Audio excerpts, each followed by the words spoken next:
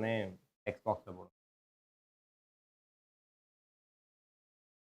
Okay, இன்னைக்கு NCERT line by line பார்க்க போகிறோம் எவல்யூஷன் சாப்டருக்கு, coach point of view. And then after that அதை ஃபாலோ பண்ணி சில 5 மார்க்கர் 2 மார்க்கர் கொஷின்ஸ் எல்லாம் எப்படி அப்ரோச் பண்ணுறது பார்ப்போம்.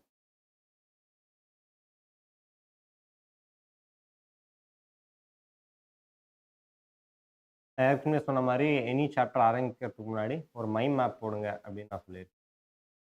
நீங்கள் எவல்யூஷன் எடுத்துக்கிட்டிங்கன்னா ஒரிஜின் ஆஃப் லைஃப்னு ஒரு காலம் ஆரம்பிக்கும். ஸோ அங்கே வந்து the different theories that came before Haldane theory, Oparin and Haldane தியரிக்கு முன்னாடி என்னென்ன தியரிஸ் வந்துச்சு, அதெல்லாம் எப்படி டிஸ்அப்ரூவ் பண்ணாங்க. அதுக்கப்புறம் ஃபைனலி ஒரு Oparin Haldane theory followed by அதை ப்ரூவ் பண்ண ட்ரை பண்ண மில்லர்ஸ் எக்ஸ்பெரிமெண்ட். ஓகே, இது ஒரு பக்கம். இன்னொரு பக்கம் எவிடன்சஸ் ஆஃப் எவல்யூஷனில் வந்து homology, analogy, homologous organs, analogous organs, morphology, anatomy base பண்ணேன். That should be a separate காலம்.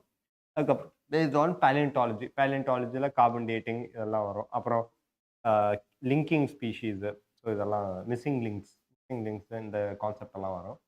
So evidences is very important, followed by theories of evolution. இங்கே லமார்க்கிசம்ல ஆரம்பித்து Darwinism, Hugo Vries random mutation theory, அது.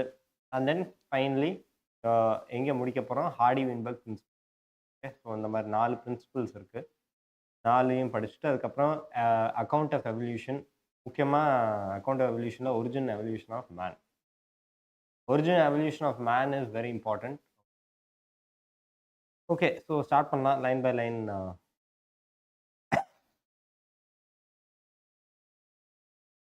Okay, evolutionary biology is study of history of life forms on Earth. Okay.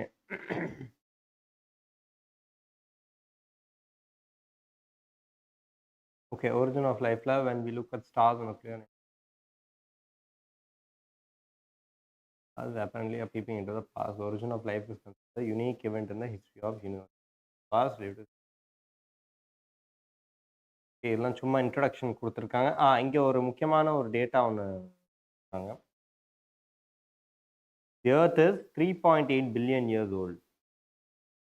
Sorry, the universe. Earth வந்து 4.555. Okay, the universe is 13.8 billion years old. Okay, note பண்ணிக்கோங்க. Huge clusters of galaxies comprise the universe, galaxies, stars and clouds of galaxies. Earth is indeed a Big Bang theory atoms explain the origin of the universe. Okay. So Big Bang னா என்னன்ற ஒரு basic knowledge உங்களுக்கு இருக்கும். So big பேங்ல என்ன சொல்றாங்க, இந்த theory வந்து first எதை எக்ஸ்பிளைன் பண்ண ட்ரை பண்ணுது, ஒரிஜின் ஆஃப் யூனிவர்ஸை வந்து எக்ஸ்பிளைன் பண்ண ட்ரை பண்ணுது. That is the purpose. And இதில் என்ன சொல்றாங்க, ஒரு சிங்குலர் ஹியூஜ் எக்ஸ்ப்ளோஷனில் வந்து அதில் வந்து லார்ஜ் அமௌண்ட்ஸ் ஆஃப் எனர்ஜி வந்து ரிலீஸ் ஆகி யூனிவர்ஸ் வந்து எக்ஸ்பேண்ட் ஆக ஆரம்பிக்குது. அதுக்கப்புறம் டெம்பரேச்சர் வந்து கம்மியாக ஆரம்பிக்குது. இதுதான் வந்து பிக் பேங் தியரி அப்படின்னு சொல்லி. இதோட பர்பஸ் என்ன, பிக் பேங் தியரியோட பர்பஸ் வந்து ஒரிஜின் ஆஃப் யூனிவர்ஸ் எக்ஸ்பிளைன் பண்ண. அப்படி இதில் என்ன சொல்கிறாங்க, ஒரு singular huge explosion, very huge explosion which release large amount of energy, and then அதை ஃபாலோ பண்ணி யூனிவர்ஸ் வந்து எக்ஸ்பேண்ட் ஆகி டெம்பரேச்சர் கம்மியாகுது சொல்கிறாங்க. இதுதான் வந்து பிக் பேங். ஒரு பேசிக் நாலேஜ் இருக்கும். Hydrogen, helium form sometime later. Gases condensed under gravitation and form the galaxies of the present day universe. Solar system of the Milky Way. Earth was supposed to be born 4.5 billion years back. Earth வந்து 4.5 billion years back form ஆகுது. Early எர்த்தில் வந்து atmosphere கிடையாது. Water vapour, carbon dioxide, ammonia. நீங்கள் Miller's எக்ஸ்பெரிமெண்ட்டில் பார்த்துருப்பீங்க. இந்த காம்பனன்ட்ஸை தான் யூஸ் பண்ணுவாங்க ஸ்டார்டர் கல்ச்சரில், இல்லையா? So water vapour, methane, carbon dioxide, ammonia present. அந்த டைமில் ஆக்சிஜன்லாம் கிடையாது. Okay, no atmosphere, no oxygen.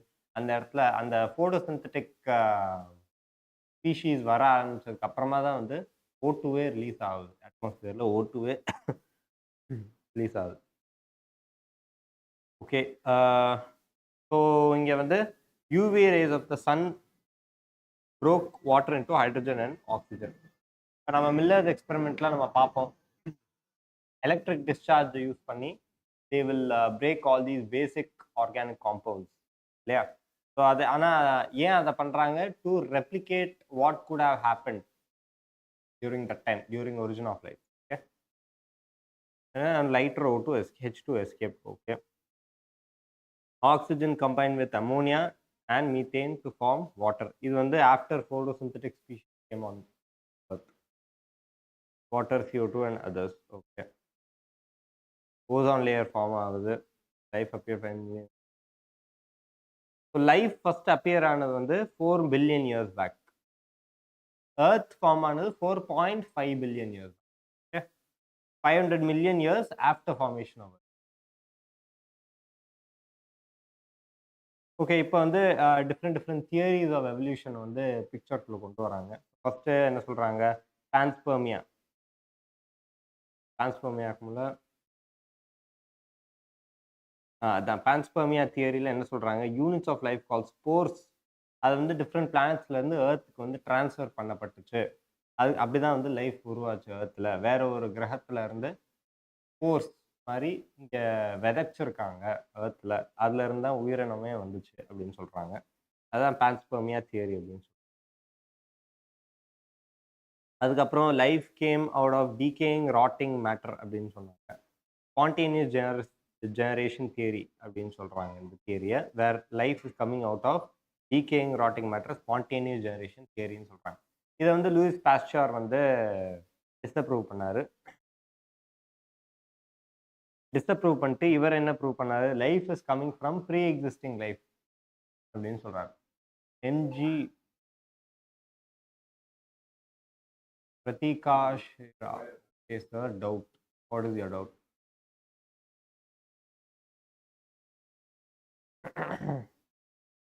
Okay, so வந்து ப்ரீ எக்ஸிஸ்டிங் லைஃப்ல இருந்து வந்துச்சு லைஃப் அப்படின்றத வந்து லூயிஸ் பாஸ்டர் எப்படி ப்ரூவ் பண்றாரு?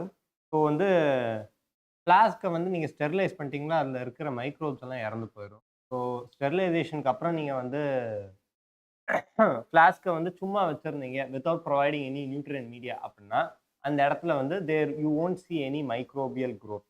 Okay, you won't see any microbial growth. So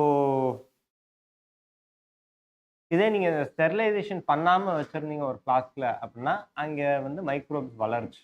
okay, basically என்ன சொல்கிறாங்க? ஸ்டெரிலைசேஷன் அப்போ நம்ம ஏற்கனவே இருக்கிற மைக்ரோப்ஸை கொள்கிறோம். ஸோ அந்த இடத்துல வந்து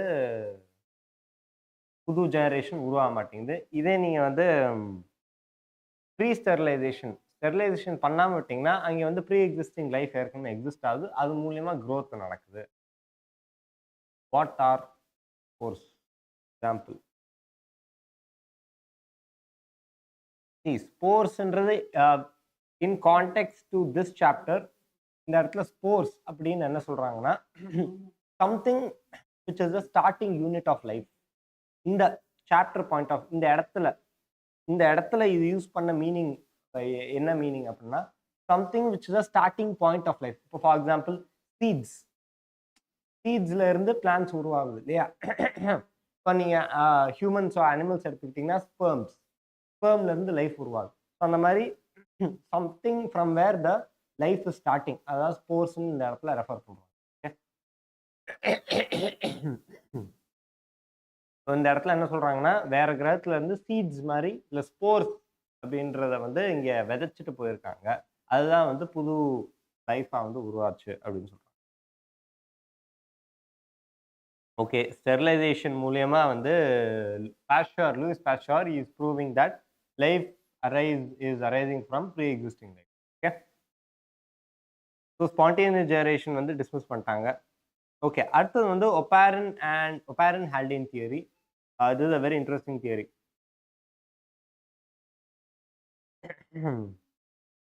இவங்க என்ன இது பண்ணாங்கன்னா first form of life could come from pre-existing non-living organic molecules, RNA, protein அந்த மாதிரி pre-existing non-living organic molecules. first உருவான உயிரினங்கள்ல வந்து they form from non-living organic molecules அப்படின்னு சொல்றாங்க. for example RNA, protein.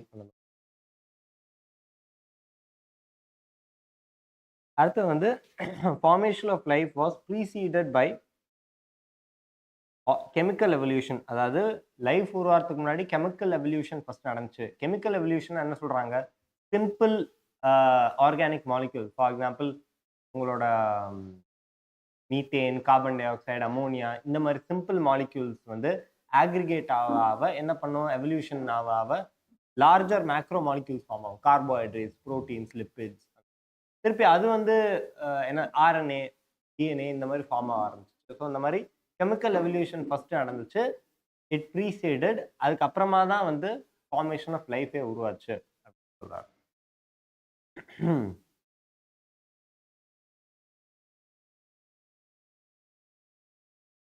அடுத்து எஸ்எல் மில்லர் வந்து இந்த கண்டிஷனை வந்து ரெப்ளிகேட் பண்ண ட்ரை பண்றாரு. ஒரு எலக்ட்ரிக் டிஸ்சார்ஜ் வந்து ஒரு க்ளோஸ் ஃப்ளாஸ்க்ல போடுறோம். அதாவது எலக்ட்ரிக் டிஸ்சார்ஜ் அது source of energy. Okay, so அதில் வந்து ரா மெட்டீரியல்ஸாக வந்து water vapour, NH4, H2, NH3, அதாவது அந்த அந்த காலத்தில் வந்து என்னென்ன பேசிக் ஆர்கானிக் மாலிக்யூல்ஸ் இருந்துச்சோ அதை வந்து இதுக்குள்ள போட்டு அதை ரெப்ளிகேட் பண்ண ட்ரை பண்ணாரு அட் 800 டிகிரி செல்சியஸ். அந்த காலத்து ஆவரேஜ் டெம்பரேச்சர் அவ்வளோ இருந்துச்சு. ஸோ என்ன பண்ணாருன்னா, இந்த பேசிக் ஆர்கானிக் காம்பவுண்ட்ஸை போடும் போது he observe formation of amino acids. So இந்த மாதிரி sugars, nitrogenous bases, pigment, fats, இந்த மாதிரி கொஞ்சம் காம்ப்ளெக்ஸான மேக்ரோ மாலிக்யூல்ஸ் ஃபார்ம் ஆக ஆரம்பிச்சிச்சு. ஓகே, ஸோ இது மூலயமா வந்து கெமிக்கல் எவல்யூஷனை வந்து more or less accepted. It was more or less accepted because it made sense. Okay, you have no idea about how. Okay,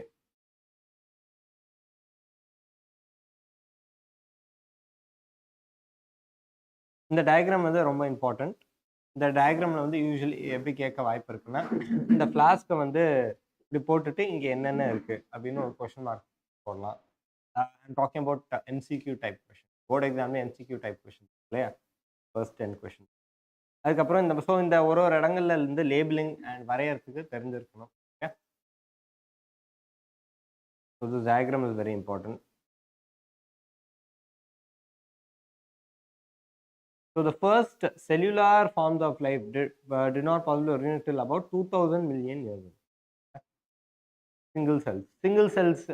Single-celled organisms வந்து around 2000 million years ago உருவாயிருக்கும் அப்படின்னு சொல்றாங்க.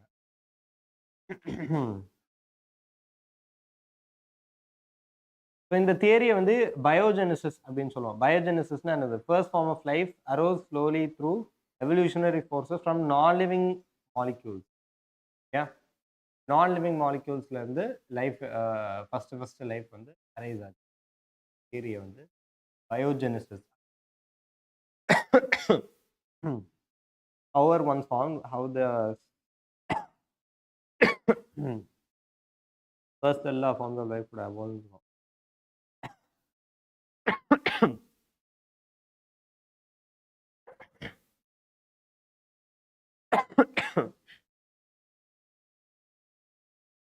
Okay, இப்போ evolution of life forms பார்ப்போம். Evolution of life ஃபார்ம்ஸ்க்கு நிறைய evidences இருக்கு. So first இன்ட்ரடக்ஷன்ல இருந்து பார்ப்போம். Conventional religious literature, okay, special theory, okay, created as such in the future. Okay.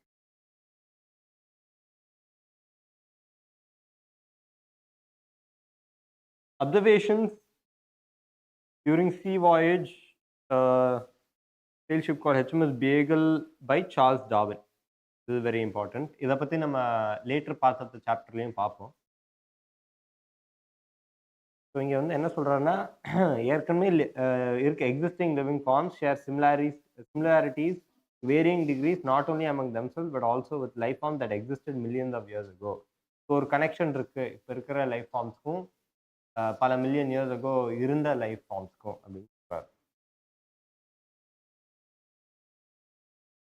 Okay, any population has built-in variation factors enable.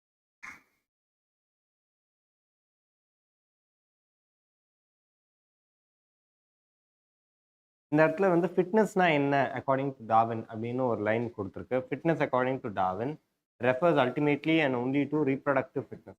Okay, who are better fit in an environment will survive and leave more progeny. Okay. அதனால அது survive ஆகும். It is selected by nature. இதுக்கு பேர் தான் வந்து natural selection. And natural செலெக்ஷனை வந்து it was a method of mechanism of evolution அப்படின்னு சொல்றாரு. Okay, so this is a important part. இந்த அண்டர்லைன் பண்ண பார்ட் வந்து ரொம்ப இம்பார்ட்டன்ட். அடுத்து வந்து ஆல்ஃப்ரெட் வாலஸ். ஆல்ஃப்ரெட் வாலஸ் வந்து மாலே ஆர்கிபெலாகோவில் அவர் கண்டக்ட் பண்ண எக்ஸ்பெரிமெண்ட்ஸ். இது மூலியமாகவும் அவர் சிமிலர் கன்க்ளூஷன்ஸ் தான் வந்தார்.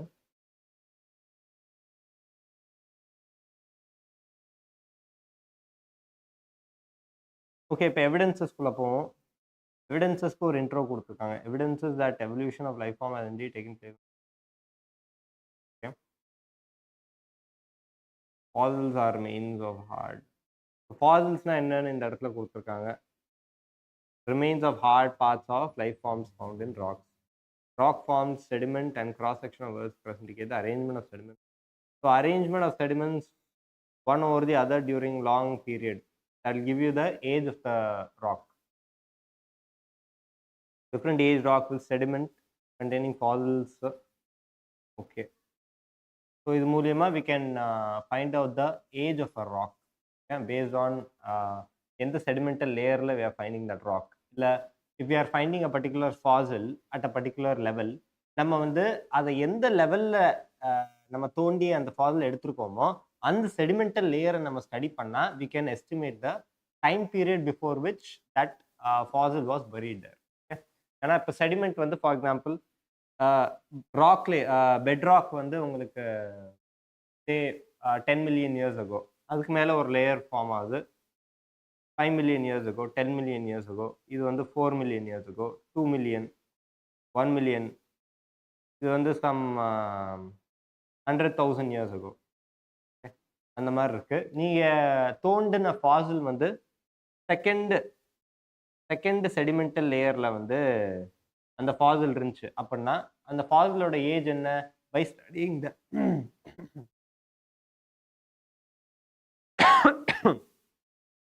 by studying the sedimental layer from which you are recovering that fossil, you can estimate the age. For example, நான் வந்து third sedimental 1, 2, 3 third sedimental layerல இருந்து இந்த ஃபாசில் எனக்கு கிடைச்சிருக்கு அப்படின்னா அந்த செடிமெண்டல் லேயரை நான் ஸ்டடி பண்ணும்போது I can get to know, okay, approximately 2 million years ago அப்படின்னு.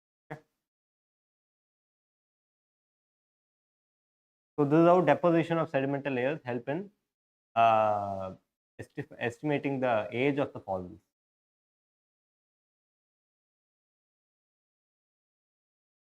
Okay, இப்போ embryological support for evolution proposed by Ernest Haeckel. Okay. Ernest Haeckel proposed embryological support for evolution. So இங்கே என்ன அப்சர்வ் பண்ணாரு? எம்ப்ரியானிக் ஸ்டேஜ் அப்போ எல்லா வெர்டிபிரேட்ஸ்க்கும் வந்து embryonic stage அப்போ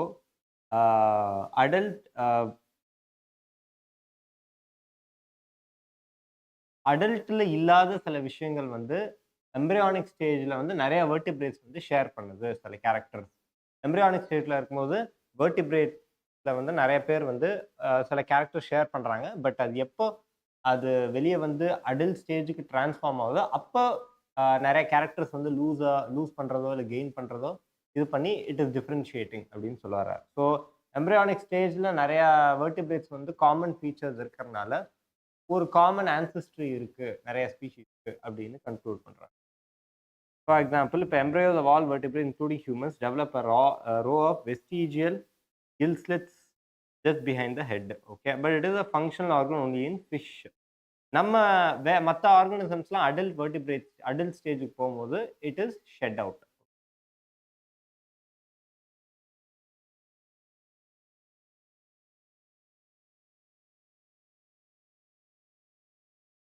but இந்த ப்ரொபோசலை வந்து ஏர்னஸ்ட் வான் பேர் இவர் வந்து டிஸ்அப்ரூவ் பண்ணிட்டார். ஓகே, ஏன்னா embryos are never passing through the adult stages of other animals. Yeah, அதனால he told this theory is not valid.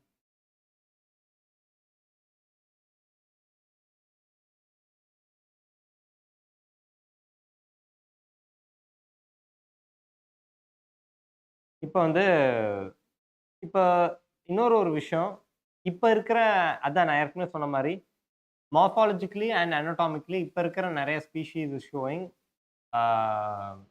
similarities to the ancestors or organisms or species which existed millions of years ago அப்படின்னு சொல்றாங்க comparative anatomy. So அதை base பண்ணி என்ன சொல்றாங்கன்னா இன்னைக்கு பார்த்தீங்கன்னா இப்போ வேல்ஸ், பேட்ஸ், சீத்தா இதுலலாம் வந்து similarities in the pattern of the bones of forelimbs. Okay, structureல there is some similarity. ஆனா அது பண்ற ஃபங்க்ஷன் வந்து வேற இல்லையா? So these forelimbs perform different functions இருந்தாலும் they have similar anatomical structure. Structure வந்து சிமிலரா இருக்கு forlimb structure. ஏன்னா எல்லாத்தையும் வந்து ஹியூமரஸ், ரேடியஸ், அல்னா, காப்பல்ஸ் அண்ட் மெட்டாகாப்பல்ஸ் இருக்கு இல்லையா?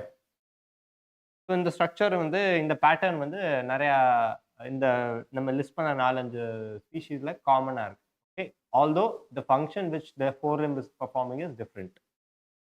Okay, because it is been adapted to different needs. So இதை வந்து நம்ம டைவர்ஜென்ட் எவல்யூஷன் அப்படின்றோம். அண்ட் இந்த ஸ்ட்ரக்சர்ஸை வந்து ஹோமோலாகஸ் ஆர்கன்ஸ், ஹோமோலாஜியில் காமன் ஆன்சிஸ்ட்ரின்னு சொல்லுவோம். பிளான்ஸில் வந்து போகன்வில்லியன், கொக்கோம்பிட்டா. இதே நீங்கள் வந்து கன்வர்ஜென்ட் எவல்யூஷனில் பார்த்தீங்கன்னா not anatomically similar. Okay, although they perform similar function. இது வந்து convergent evolution. Different structures evolving for the same function. Okay, they don't have a common embryonic origin but they are performing the same function. Okay, for example பட்டர்ஃப்ளையோட wings பார்த்தீங்கன்னா பட்டர்ஃப்ளையோட wings ஆகட்டும், ஒரு normal பேர்டோட wings ஆகட்டும், ரெண்டுமே the purpose is for flying. Okay, although the structure and every thing is different. The eye of octopus and mammals or the flippers of penguins and dolphins, இங்கே பார்த்தீங்கன்னா the function is same. So இந்த இடத்துல வந்து flippers of penguins and dolphins பார்த்தீங்கன்னா they are functionally same. they are என்ன function for swimming, ஆனால் structurally they are different. Okay, they are very different.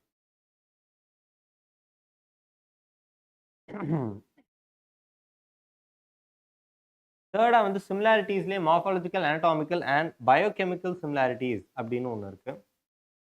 Biochemical சிமிலாரிட்டிஸில் வந்து இப்போ ஸ்பெசிஃபிக் ஜீன்ஸ் இருக்கும் இப்போ டிஎன்ஏல. Those genes will encode a particular protein and that will perform a particular function இல்லையா? So அந்த ஜீன்ஸில் சிமிலாரிட்டிஸ் இருக்கு இல்லையா? அந்த சிமிலாரிட்டிஸை வந்து பயோகெமிக்கல் சிமிலாரிட்டிஸ் அப்படின்னு சொல்லுவோம். Okay,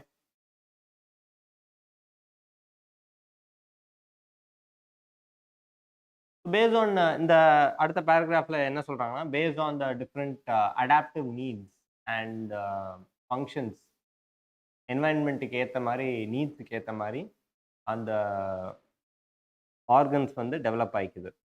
okay,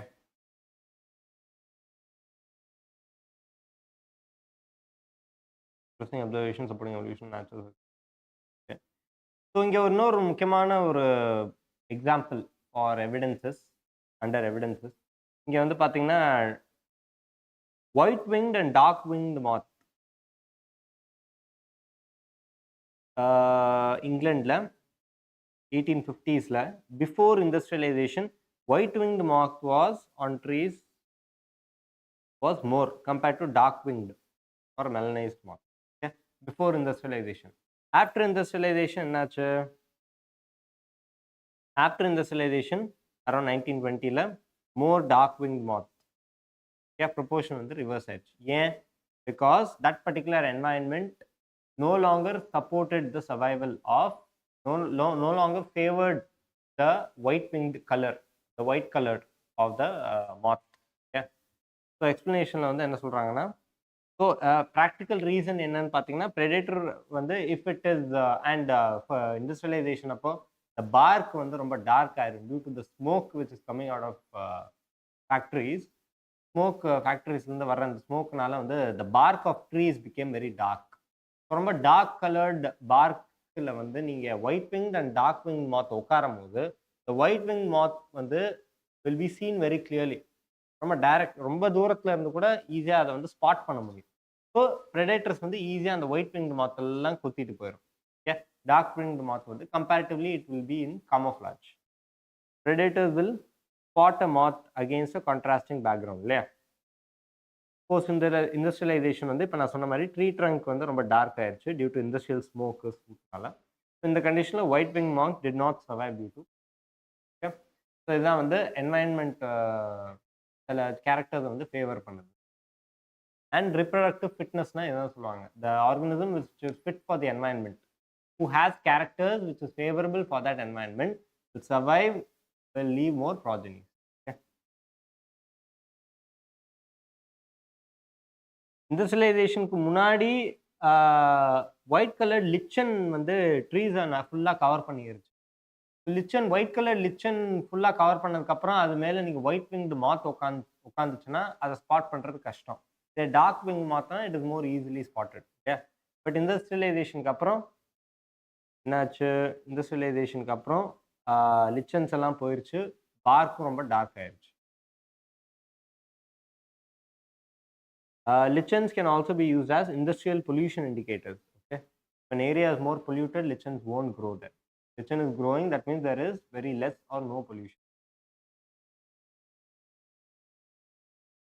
Okay, so white and black winged moth patti you have enough content to write.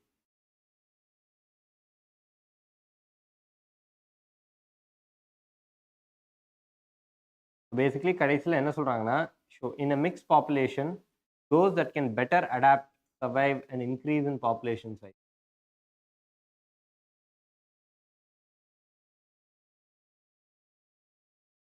So those that can better adapt will survive and increase in population.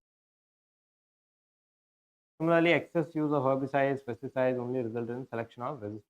Okay, இது வந்து evidences நம்ம இப்போ வந்து பார்த்தோம். Evidences from morphology, anatomy, paleontology, natural selection, evidences of from natural selection, white winged and dark winged moth எல்லாம் பார்த்தோம். Evidences from anthropogenic activities அப்படின்னு இருக்கு. ஸோ அதுதான் இங்கே சொல்றாங்க. ஆந்த்ரோபோஜெனிக் ஆக்டிவிட்டீஸ்னா என்னது? Human activities. ஹியூமன் ஆக்டிவிட்டீஸ்னால அரைஸ் ஆகிற evolution. Okay. So for example இந்த இடத்துல வந்து using antibiotics, employing antibiotics or drugs against microbes. Okay, against microbes நம்ம யூஸ் பண்ண antibiotics யூஸ் பண்ணும்போது என்ன நடக்குது? They are becoming resistant, இல்லையா, to particular diseases. So we are making them evolve at a much faster rate. Yeah, we are inducing evolution there, inducing mutations there. So this comes under evidence for anthropogenic.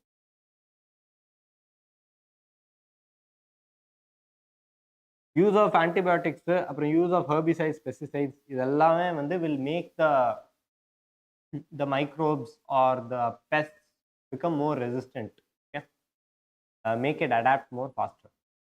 Okay, அடுத்து வந்து adaptive radiation என்னன்னு பார்க்க போகிறோம். Adaptive ரேடியேஷனை வந்து என்ன சொல்கிறாங்க? ஒரு geographical ஏரியாவில் வந்து ஒரு பாயிண்ட்ல இருந்து ஆரம்பிக்குது. பாயிண்ட்ல இருந்து ஆரம்பிச்சு it is radiating to the other ஜியாகிரபிஸ். அதுதான் வந்து அடாப்டிவ் ரேடியேஷன். ஒரு பர்டிகுலர் பாயிண்ட்ல வந்து ஒரு ஸ்பீஷீஸ் இருக்கு, அது வந்து மற்ற ஜியாகிரபிக்கல் ஏரியாஸ்க்கு வந்து ஸ்ப்ரெட் ஆகுது, மைக்ரேட் ஆகுது. மைக்ரேட் ஆகி அந்தந்த இடங்கள்ல வந்து அந்தந்த கண்டிஷனுக்கு ஏற்ற மாதிரி அதை அடாப்ட் பண்ணிக்குது. ஓகே, அதுதான் அடாப்டிவ் ரேடியேஷன் சொல்றாங்க. இதுக்கு ஒரு எக்ஸாம்பிள் என்னது? கேலபாகோஸ் ஐலண்ட்ல வந்து 22 டிஃப்ரெண்ட் ஐலண்ட்ஸ் இருக்கு. கேலபாகோஸ் ஐலண்ட்ல 22 டிஃப்ரெண்ட் ஐலண்ட்ஸ் இருக்கு. அந்த இடங்கள்ல வந்து டார்வின் வந்து டிஃப்ரெண்ட் ஸ்பீஷீஸ் ஆஃப் பின்ச்சஸ் வந்து அப்சர்வ் பண்ணார் ஒரு ஐலண்ட்லயும். ஓகே,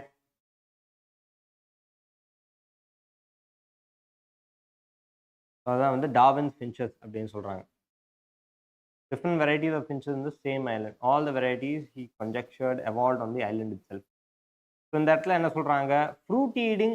ஸோ ஒரு ஐலண்ட்லேயும் வந்து த ஃபுட் அவைலபிலிட்டி வந்து வேற மாதிரி இருக்கும்.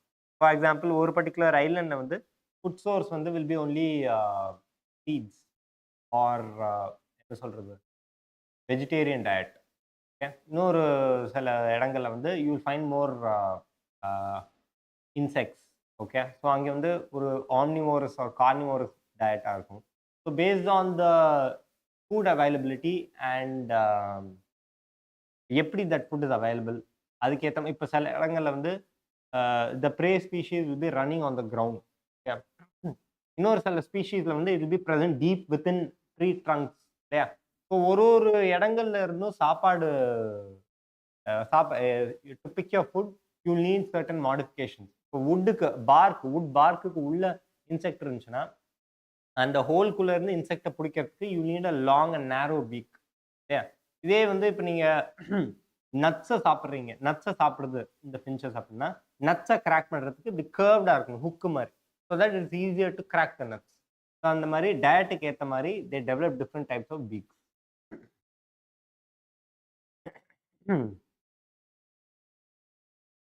So they have altered beak arrows.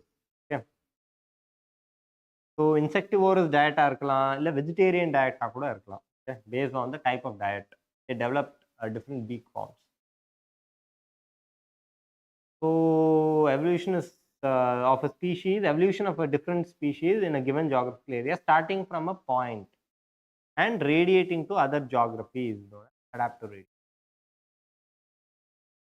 Darwin's finches வந்து classical example, a very easy and classical example. Apart from that, another example for adaptive radiation is Australian marsupials. Australian marsupialsல வந்து you have koala, bandicoot, kangaroo, marsupial rat. So இது எல்லா ஸ்பீஷீஸ்க்கும் வந்து ஒரு common point origin இருக்கு அப்படின்னு சொல்றாங்க.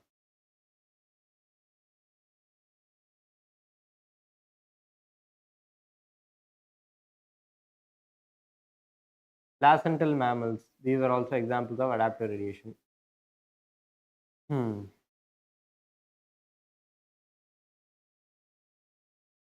Okay, அடுத்து வந்து பயாலஜிக்கல் எவல்யூஷன். இங்க வந்து நம்ம டிஃப்ரெண்ட் தியரிஸை பத்தி பார்க்க போறோம். ஓகே, பயாலஜிக்கல் எவல்யூஷன்ல டிஃப்ரெண்ட் தியரிஸை பத்தி பார்க்க போறோம். So evolution by natural selection, இப்போ நிறைய தியரிஸ் இருக்கு, நமக்கு தெரியும். லமார்க்கிசம், டார்வினிசம், உங்களோட பேரு ஹியூகோ டிப்ரீஸ் ரேண்டம் மியூட்டேஷன் தான் இருக்கு. பயாலஜிக்கல் எவல்யூஷன் வந்து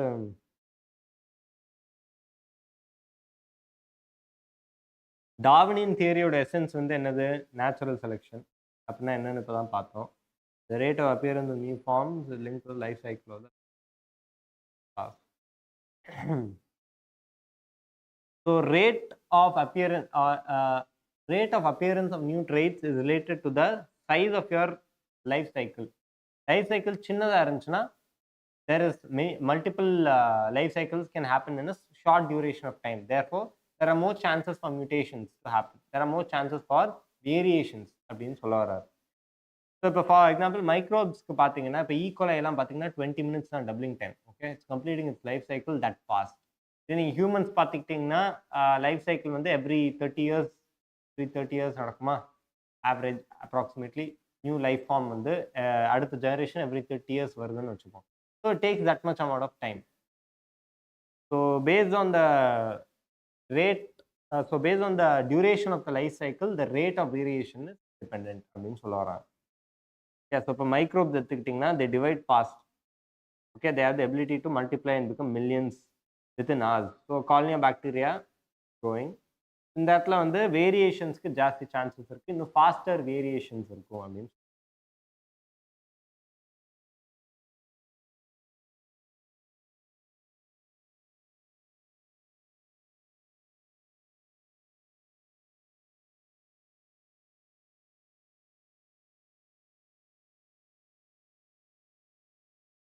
ஸோ இப்போ நம்ம வந்து டார்வினியன் தியரி பேஸ் பண்ணி நம்மளுக்கு என்ன தெரிஞ்சிருக்கு? இந்த மாதிரி variations are being produced, and those variations and the survival of that organism is dependent on the environment அப்படின்னு நம்ம படிச்சிட்டோம்.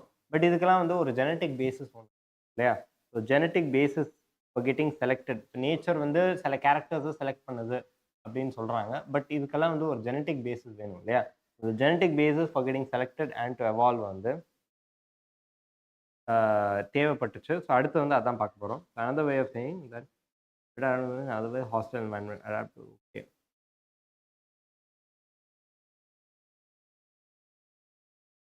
ஸோ டார்வினியன் தியரி ஆஃப் எவல்யூஷனோட ரெண்டு கீ கான்செப்ட் வந்து branching descent and natural selection.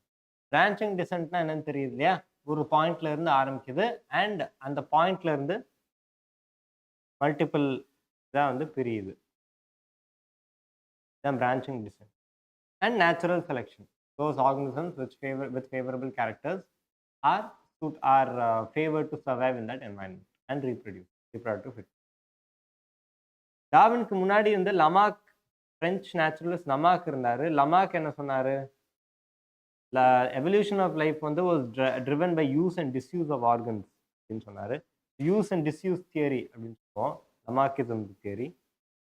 இங்க வந்து ஜிராஃபோட எக்ஸ்பெரிமெண்ட்ல வந்து எப்படி ஜிராஃப் வந்து லீவ்ஸ் ஆன் டால் ட்ரீஸ் எடுக்கணுன்றதுக்காக it adapted elongation of their. Okay, இதை ஒரு எக்ஸாம்பிளா வச்சு யூஸ் அண்ட் டிஸ்யூஸ் தியரி கொடுத்தாரு லமார்க். ஓகே, பட் இதை வந்து யாருமே வந்து ப்ரூவ் பண்ணல. ஏன்னா ஏன் லமார்க்கிசம் தியரி வந்து ஃபெயில் ஆச்சு? ஏன்னா இப்போ நீங்க சில எக்ஸாம்பிள்ஸ், ஃபார் எக்ஸாம்பிள் லமார்க் என்ன சொன்னாரு? ஒரு இடத்துல வந்து ஒரு யூஸ் இருந்துச்சு அப்படின்னா அந்த ஆர்கனிசம் வந்து அந்த அந்த பர்டிகுலர் தேவையான ஆர்கனை வந்து டெவலப் பண்ணிக்கிறோம் அப்படின்னு சொல்றாங்க அப்படின்னு சொன்னார் இல்லையா? பட் இப்போ நீங்க ஃபார் எக்ஸாம்பிள் ஸ்னேக்ஸ் எடுத்துக்கிட்டீங்கன்னா ஸ்னேக்ஸுக்கும் வந்து they require limbs for moving, but they are not developing any limbs இல்லையா? அதே மாதிரி நீங்க சில கேவ் அனிமல்ஸ்ல பார்த்தீங்கன்னா there is no eyes. Eyes கிடையாது சில கேவ் அனிமல்ஸ்ல, but they do require eyes for their purpose, for their survival. But still they are not developing any eyes. So அந்த இடத்துல வந்து என்ன that is going against Lamarckism இல்லையா?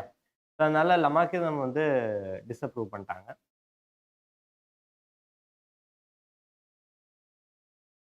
And இன்னொரு ஒரு எக்ஸ்பெரிமெண்டல் வெரிஃபிகேஷனும் கண்டக்ட் பண்ணாங்க. ஃபார் எக்ஸாம்பிள் இப்போ லமார்க்கிசம் வந்து என்ன சொல்றாங்க, ஒரு ட்ரெயிட் வந்து ஒரு பர்டிகுலர் ஆர்கனிசம் காட்டுது அப்படின்னா அந்த ட்ரெயிட் வந்து அடுத்தடுத்த ஜெனரேஷன் அப்படியே இன்ஹெரிட் ஆகும் அப்படின்னு சொன்னார் லமார்க்கிசம். ஸோ இப்போ இதுக்கு வந்து என்ன பண்ணாங்கன்னா ஒரு மவுஸை வந்து எக்ஸ்பெரிமெண்ட்டுக்கு ஒரு மவுஸ் எடுத்துக்கிட்டு அதோட வாலை வெட்டிட்டாங்க. வாலை வெட்டி மல்டிபிள் ஜெனரேஷன்ஸ்க்கு எல்லா ஜெனரேஷன்லையும் வாலை வெட்டி வெட்டி வெட்டி வெட்டி அவங்க வந்து ப்ராஜனிஸ் அடுத்தடுத்த ப்ராஜனிஸ் இது பண்ணாங்க. பட் எப்படி பார்த்தாலும் வந்து after 22 generations the mouse which came out in the 23rd generation still had tail. So இதில் என்ன சொல்கிறான், இதில் மூலியமா என்ன ப்ரூவ் ஆகுது? ஒரு கேரக்டர் வந்து it doesn't inherit directly. So அந்த information is encoded in the DNA. DNA is responsible for expression of different character. Okay, so இந்த மாதிரி நிறையா ரீசன்ஸ்க்காக they disapprove Lamarckism. Okay, Lamarck theory.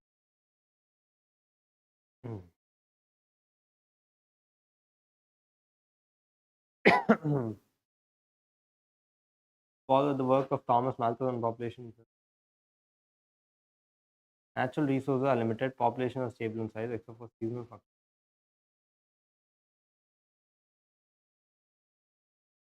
Theoretical population.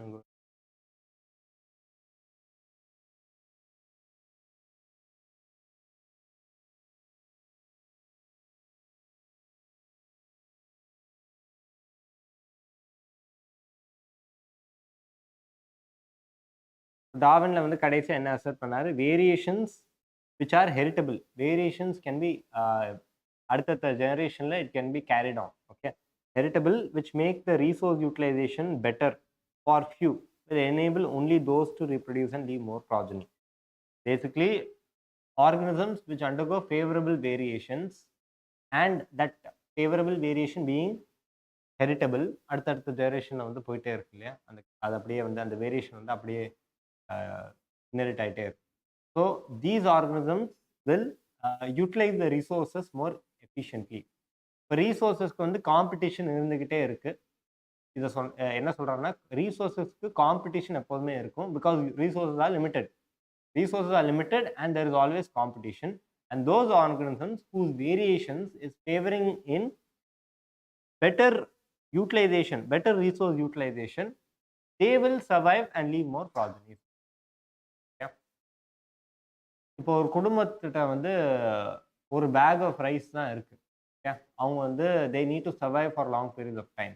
So அந்த குடும்பம் வந்து ஸ்மார்ட்டாக அந்த பேக் ஆஃப் ரைஸில் வந்து கொஞ்சத்தை வந்து விதைச்சு, அவங்க கொஞ்சத்தை விதைச்சு they're doing farming using little bit of the grains, and எவ்வளோ தேவையோ அந்த கிரெயின்ஸ் மட்டும் சாப்பாடுக்கு யூஸ் பண்ணிட்டு they're making more paddy out of that grains as well as surviving with whatever little amount they have. So future பிளானிங்காக வந்து they're doing that process. So அப்படி இருக்கிறவங்க வந்து they'll keep having more resources.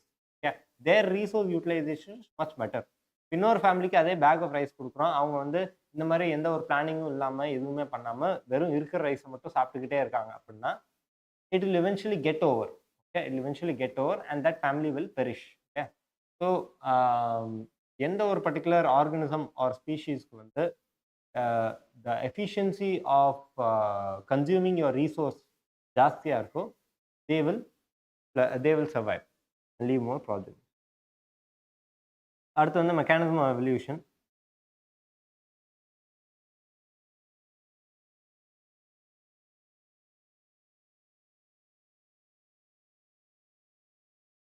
இப்போ நீங்க வந்து Darwin's தியரியும் mental குடுத்தார்ல, அந்த டைம்ல மெண்டல் வந்து ஃபேக்டர்ஸ்ன்ற ஒரு கான்செப்ட்ட கொண்டு வந்தார்.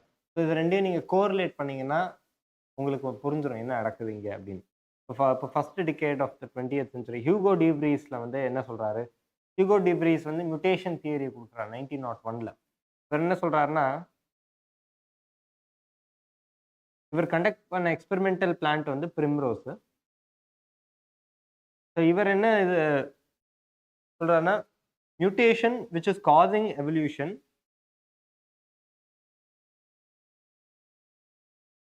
mutations are random and directionless. Okay, while Darwinian variations, Darwin என்ன சொல்ற, Darwinian variations are small and directional. இங்க இவர் ஹியூகோ டிப்ரீஸ் வந்து என்ன சொல்றாரு, it is random and directionless. Okay, these two lines are very important. Hugo de Vries mutation தியரியில it is random and directionlessன்றாரு mutations. இதே இவர் டார்வினோட வேரியேஷன்ஸ் வந்து slow and heritable.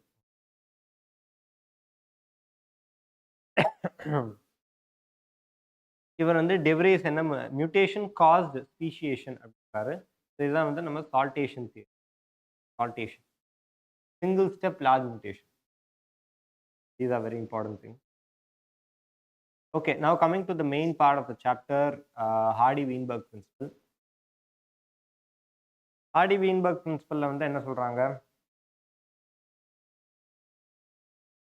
Now they are getting into the genetic aspect of evolution. Okay, genetic aspect of evolution வந்து பிக்சர்க்குள்ள கொண்டு வராங்க. இந்த இடத்துல என்ன சொல்றாங்க, can find out the frequency of occurrence of alleles of a gene or locus. இப்போ ஒரு ஜீனுக்கு வந்து 2 ட்ரெய்ட்ஸ் பாசிபிள் அப்படின்னு, ஐ மீன் ஒரு கேரக்டருக்கு 2 ட்ரெய்ட்ஸ் பாசிபிள் அப்படின்னு நம்ம படிச்சோம். அதாவது 2 alleles possible for a particular gene. Okay. So அந்த 2 அலீல்ஸ்ல வந்து 1 allele might be occurring in a larger frequency in a particular area. இப்போ ஒரு ஏரியால வந்து பிளான்ட்ஸ் வந்து most of the plants are tall, வெறும் கம்மி பிளான்ட்ஸ் தான் வந்து ஷார்ட்டா இருக்கு அப்படின்னா, the frequency of occurrence of alleles for the tall plant is higher. அது ஹெட்ரோசைகஸா இருக்கலாம், ஹோமோசைகஸா இருக்கலாம். ஸோ அதை நீங்க வந்து டெஸ்ட் கிராஸ் பண்ணி அனலைஸ் பண்ணி you can find out the genotype of many plant species. So நீங்க அதெல்லாம் அனலைஸ் பண்ணி பார்க்கும்போது heterozygous tall plants were the majority அப்படின்னா that heterozygous allele is occurring in a higher frequency அப்படின்னு அர்த்தம். ஓகே. அதான் இங்க சொல்றாங்க frequency of occurrence of alleles of a gene or a locus. லோக்கஸ்னா என்னது, ஒரு குரோமோசோம்ல ஒரு பர்டிகுலர் லொகேஷன் ஆர் லோக்கஸ்ல என்ன இருக்கு, அந்த இடத்துல which allele is being present, அதோட frequency அதுதான் சொல்றாங்க. So the frequency is supposed to remain fixed and even remains the same through generations. So frequency of alleles வந்து சேமா இருந்துச்சு. இப்போ எனக்கு வந்து ஹெட்ரோசைகஸ் டால் பிளான்ஸோட frequency வந்து ஸ்டேபிளா எப்போதும் ஃபார் லாங் டைம் வந்து அதே மாதிரி இருந்துச்சு frequency அப்படின்னா, அந்த இடத்துல வந்து மியூட்டேஷன் வேரியேஷன் எதுவுமே நடக்கலன்னு அர்த்தம். இல்லையா? Because the frequency is same. ஆனா அந்த இடத்துல வந்து புது புது பிளான்ஸ் வர ஆரம்பிக்குது, புது புது கேரக்டர்ஸோட டால் மட்டும் இல்லை, ஒரு மீடியம் ஹைட்டாவோ இல்லை ஷார்ட் பிளான்ஸ் வந்து திடீர்னு ஜாஸ்தி ஃப்ரீக்வன்சியில் இருக்குன்னா அந்த இடத்துல ஏதோ some change is being happening. இல்லையா? அந்த இடத்துல there some variation, some mutation, something is happening. Okay. It is not stable. Allele frequency can tell you if a particular population is stable or not. Okay. Allele frequency na என்னன்னு உங்களுக்கு கிளியரா இருக்கும் நான் நம்புறேன். Allele frequency in population is stable. So இந்த இடத்துல வந்து இந்த principle, Hardy-Weinberg principle என்ன சொல்லுது? Principle states that allele frequency in a population stable, constant from generation. இந்த மாதிரி இருந்துச்சு அப்படின்னா there won't be any mutation, no variation in அர்த்தம். So the gene pool, அதாவது the total number of genes and their allele in a given population is constant, means constant. This is genetic equilibrium. Okay. So இப்போ நம்ம வந்து எப்போ இந்த இடத்துல வந்து ஒரு சேஞ்ச் நடக்குது, ஃப்ரீக்வன்சில வந்து ஒரு சேஞ்ச் நடக்குது அப்படின்னா அந்த இடத்துல வந்து it is going away from the Hardy-Weinberg equilibrium. So if it is going deviating away from the Hardy-Weinberg equilibrium அப்படின்னா அந்த இடத்துல வந்து some mutation நடக்குது, there is some migration happening. There are many causes for it. அதெல்லாம் நம்ம என்னன்னு பார்ப்போம். So the sum total of all the allelic frequency is individual frequencies, for example p, q, etc. So p and q வந்து it is frequency of an allele A and an allele small a. So வந்து இது வந்து heterozygous conditionல இருக்கு. Okay, frequency of allele, frequency of this particular is p அப்படின்னு சொல்றாங்க. frequency of இது வந்து q. இது வந்து நம்ம pq. இதுதான் frequency of AA வந்து என்னவா இருக்கும், 2p இருக்கும் இல்லையா, ஏஏஏக்கு. இது ஸ்மால் ஏனா என்னவா இருக்கும், q இருக்கும் இல்லையா. ஸோ நீங்கள் இதை வந்து ஃபார்முலாவாக எழுதுனீங்க அப்படின்னு பார்த்தீங்கன்னா, அதாவது p + q whole square ஃபார்முலாவாக எழுதுனீங்கன்னா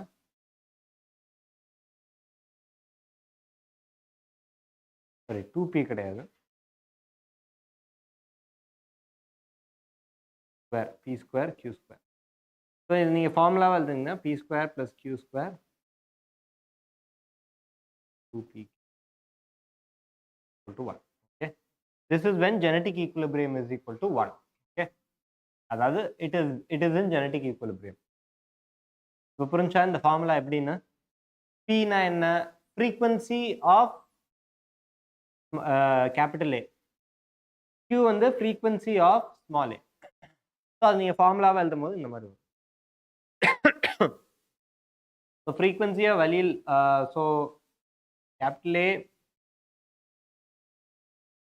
heterozygous, homozygous, so எல்லாத்தையும் சேர்த்து வந்து 1 இருக்கணும் வேல்யூ. அதுதான் வந்து இந்த ஃபார்முலாவில் நம்ம எழுதுறோம். ஸோ அதுதான் வந்து இந்த இடத்துல வந்து போட்டிருக்காங்க. So 5 factors which are affecting the Hardy-Weinberg equilibrium வந்து 5 factors இருக்கு. ஃபர்ஸ்ட் வந்து, அண்ட் இன்னொரு முக்கியமான விஷயம், evolution occurs when equilibrium is upset. அதாவது it is departure from the Hardy-Weinberg equilibrium, deviating from the Hardy-Weinberg equilibrium அப்படின்னா evolution is happening அப்படின்னு அர்த்தம். Okay, so reasons for disrupting your Hardy-Weinberg equilibrium பார்த்தீங்கன்னா, for affecting the Hardy-Weinberg equilibrium, gene migration, gene flow, genetic drift, mutation and genetic recombination, natural. Okay, so gene migration என்னது, ஒரு பாப்புலேஷனில் வந்து சில organisms இல்லை most of the people in that population வந்து வேற ஒரு ஜியாகிரபிக்கல் ஏரியாவுக்கு மைக்ரேட் ஆகுறாங்க அப்படின்னா there is a shift in the gene pool.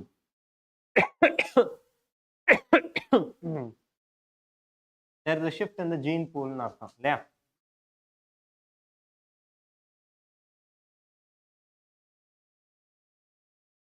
இன்னொரு ரீசன் என்ன சொல்றாங்க, so migration of a population to another place, அந்த இடத்துல வந்து gene frequencies will change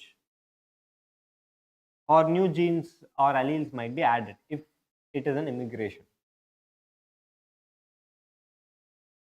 அடுத்து genetic driftல என்ன சொல்றாங்க, random change in allele frequency by chance. For example, இப்போ some natural calamity நடக்குது, ஒரு ஸ்னோ ஸ்டார்ம் வருது, இல்லை ஒரு earthquake வருது, இல்லை ஒரு volcanic eruption நடக்குது. ஸோ அந்த இடத்துல வந்து large amounts of people or population will be wiped out. இல்லையா, will be wiped out or forced to escape that area. So அந்த இடத்துல வந்து there is a change in the gene frequency இல்லையா. So that is known as genetic drift. By chance occur ஆகுது. அடுத்து வந்து founders எஃபெக்டை பற்றி நம்ம ஏற்கனவே பார்த்துருக்கோம். ஒரு சாம்பிள் பாப்புலேஷன் ஒன்று இருக்கும் ஒரு ஏரியாவில், after some fast forward so இந்த மாதிரி இருக்கும். ஃபாஸ்ட் ஃபார்வர்ட் 50 இயர்ஸ் பார்த்தா அந்த ஏரியாவில் it will become a minority.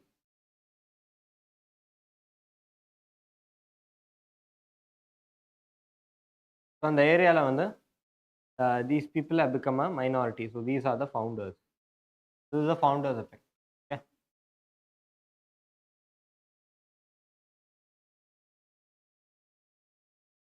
அடுத்து வந்து ஜெனட்டிக் பாட்டில்நெக் எஃபெக்ட் அப்படின்னு ஒன்று இருக்கு. அதாவது டிராஸ்டிக் ரெடக்ஷன் இன் பாப்புலேஷன் சைஸ் நடக்கும்போது என்ன ஆகுது, அலீல் ஃப்ரீக்வன்சி மாறுது. ஓகே, ஸோ திடீர்னு வந்து ஒரு பாப்புலேஷன் சைஸ் வந்து டிக்ரீஸ் ஆயிடுச்சு, 0 ஆயிடுச்சு, ரொம்ப கம்மியாயிருச்சு due to some various reasons. அதனால கம்மியாகிறத வந்து நம்ம ஜெனட்டிக் பாட்டில்நெக் எஃபெக்ட். அந்த இடத்துல வந்து அந்த பாப்புலேஷன்னால it cannot re-establish the gene frequency which it once had. Okay, it has lost the ability to re-establish that particular gene frequency. அந்த இடத்துல வந்து genetic bottleneck effect. Okay. It comes under genetic drift. Genetic driftக்கு அடியில் வரும் founders effect, genetic bottleneck effect, இதெல்லாம் வந்து it coming under genetic drift. Okay. அடுத்து வந்து recombination. Okay, நீங்க நேச்சுரல் ஓகே.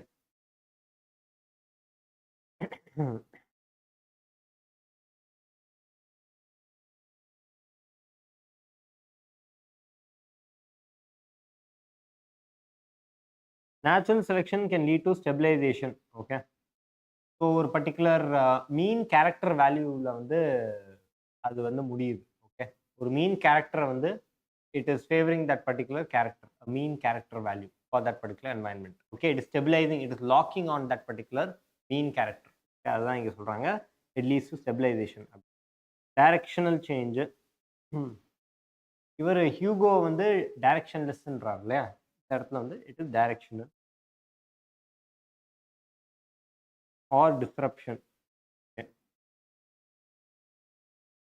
இந்த இடத்துல வந்து 3 டைப் ஆஃப் கிராஃப்ஸ் வரும். Graph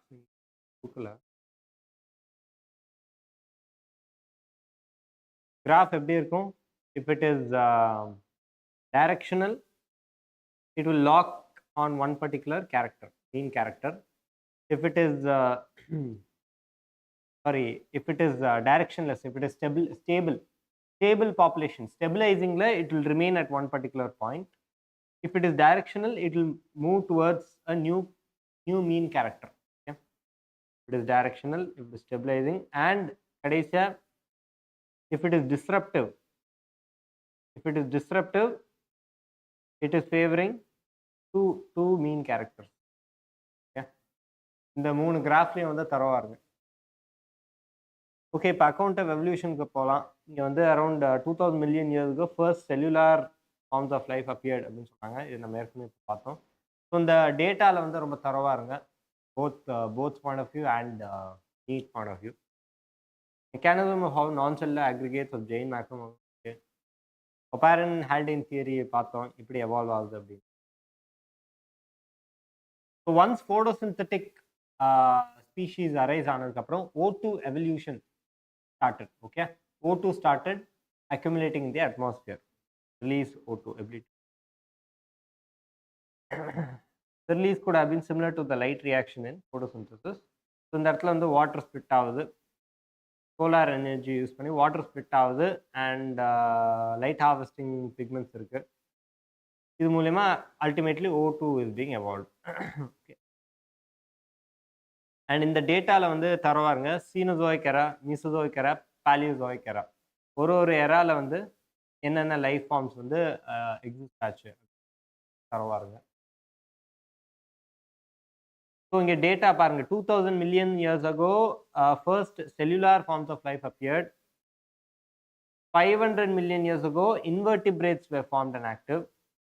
350 million years ago jawless fish. 320 million years ago seaweeds and few plants. அடுத்து வந்து 350 million years ago, fish with stout and strong fins. So animals, plants அப்படின்னு ரெண்டா வந்து பிரிச்சு பாருங்க ஒரு ஒரு டைம் ஃப்ரேம்ல என்னென்ன வருது.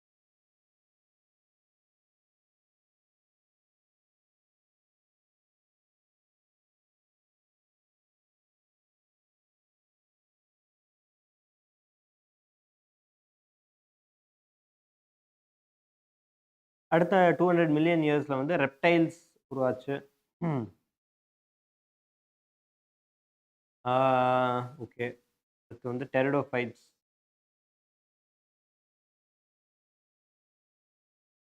இந்த மாதிரி ஒரு ஒரு ஆர்கனிசமும் வந்து ஒரு ஒரு வெர்டிபிரேட்ஸ்லேயும் வந்து கார்டேட்ஸ்லேயும் வந்து ரெப்டைல்ஸ், ஆம்பிபியன்ஸ், ஃபிஷஸ் இதெல்லாம் பார்க்குறோம் இல்லையா? ஸோ இந்த ஒரு ஒரு கிளாஸும் வந்து எந்த டைம் பீரியட்ல வந்து எவால்வ் ஆச்சு அப்படின்றதுல வந்து தருவாருங்க. ஏற்கனவே உங்களுக்கு தெரியும்னு நினைக்கிறேன். First fish around 350 million years agoவா? ஃபிஷ்ல இருந்து யூ ஹேவ் ஆம்பிபியன்ஸ். இது வந்து இந்த பீரியட் வந்து ஒரு 200 மில்லியன் இயர்ஸ் பீரியடு. இந்த டிரான்சிஷன் ஆம்பிபியன்ஸ் உள்ள வர்றதுக்கு அடுத்த 200 இயர்ஸ்ல. அதுக்கப்புறம் reptiles, Aves, finally mammals. Okay. இந்த ஆர்டர்ல வந்து confuse ஆயிடாதீங்க.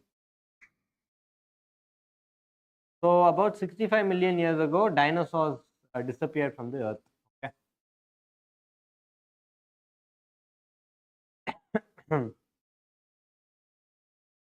First mammals were shrews. Fossils are very small. So mammals were viviparous, protected their unborn young body. More intelligent.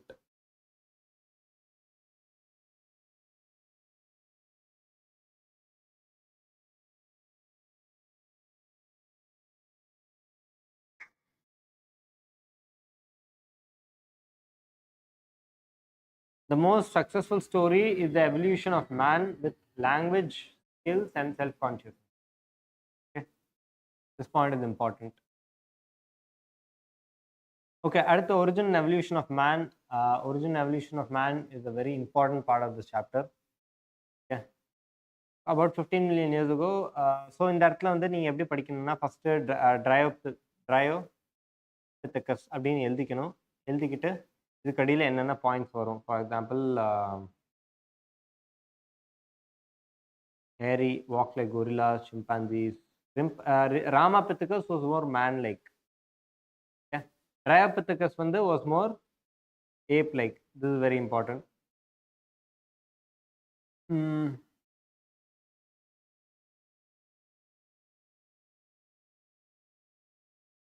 3 to 4 million years ago.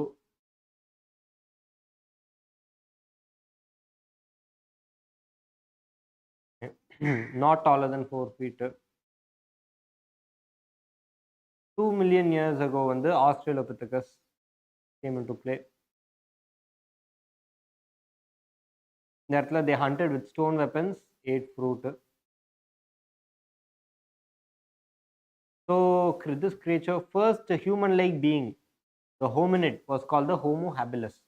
Homo habilis was known as the first human-like being, the hominid. Okay. So by the way, cranial capacity is also important. Cranial capacity for Australopithecus was 500 cc. Cranial capacity is also important. அடுத்து வந்து brain capacity வந்து அடுத்தது Homo habilisல வந்து 650 to 800 cc for Homo habilis. Did not eat meat. அடுத்து வந்து Homo erectus 1.5 million years ago. Larger 900 cc brain capacity, cranial capacity. Homo erectus வந்து they ate meat. அடுத்து வந்து Neanderthal man வந்து brain size of 1400 cc, 100,000 to 40,000 years ago. இங்க வந்து they use hides to protect their body. இது வரைக்கும் bare bodyயா இருந்தாங்க. இப்போ they protected their body using hides and they started burying their dead.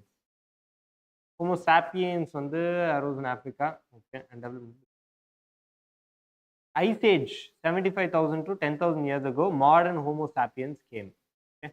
Modern Homo sapiens arose between 75,000 to 10,000 years. Okay?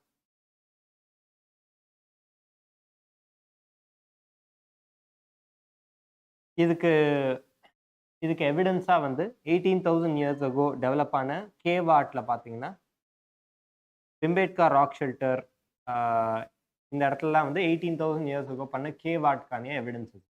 Okay, agriculture came around 10,000 years back. Okay, and human settlements started. So இதெல்லாம் 10,000 years back. Okay, so that's it for this CRT.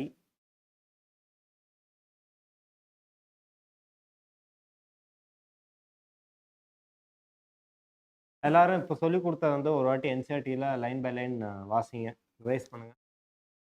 5-10 minutes.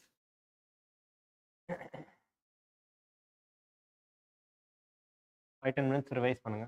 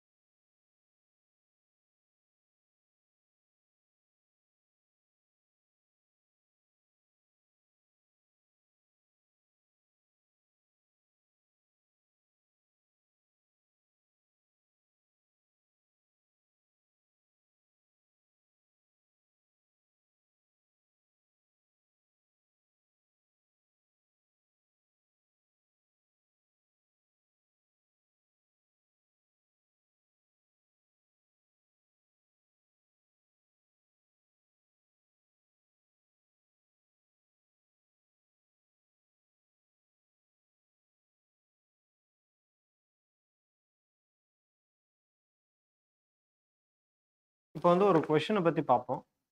அந்த கொஸ்டினை வந்து ஒரு 5 mark question. இது வந்து ஒரு 5 mark question.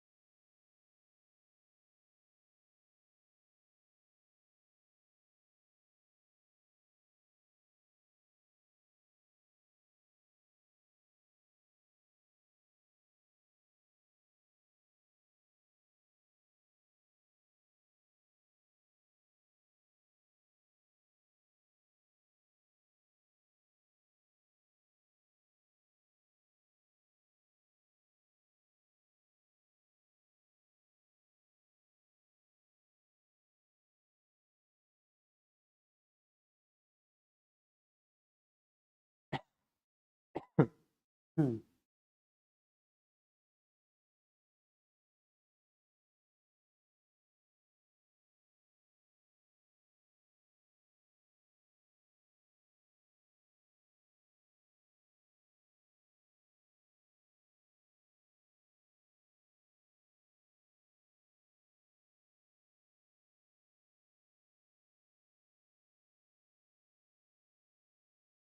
இந்த கொஸ்டின்ல வந்து என்ன கேட்குறாங்கன்னா,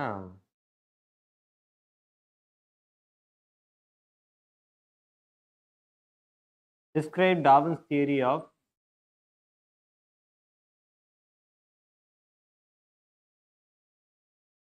describe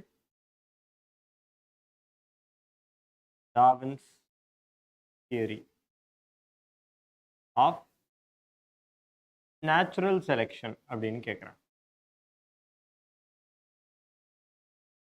ஓகே.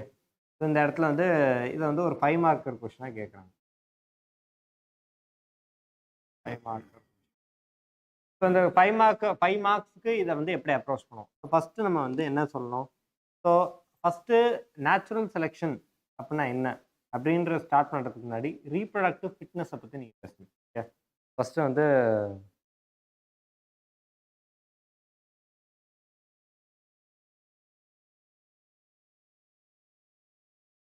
நேச்சுரல் செலெக்ஷன் வந்து என்ன சொல்லுது? சில பேசிக்கான சில அப்சர்வேஷன்ஸ் பண்ணாரு. அந்த அப்சர்வேஷன்ஸை பேஸ் பண்ணி சில இன்ஃபரன்சஸ் கொண்டு வந்தார். அது மூலயமா he brought up out the reproductive fitness concept இல்லையா? வந்து ஃபர்ஸ்ட் என்ன பண்ணணும்?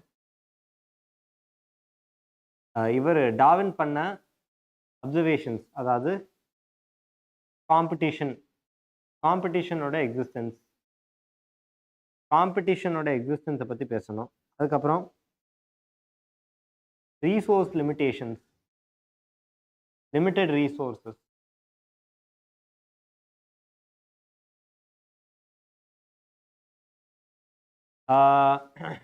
இதனால வர variations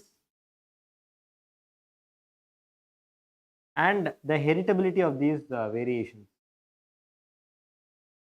Okay, variations, heritability of the variations, resource limitations, existence of a competition between species of the within the species and with other species competing for the same resources. இந்த மாதிரி elaborate பண்ணணும் ஒரு பாயிண்ட்டையும். பண்ணதுக்கப்புறம் இதெல்லாம் பண்ணதுக்கப்புறம் என்ன இன்ஃபர் பண்ணுறாரு? இது மூலிமா he infer that there is struggle for existence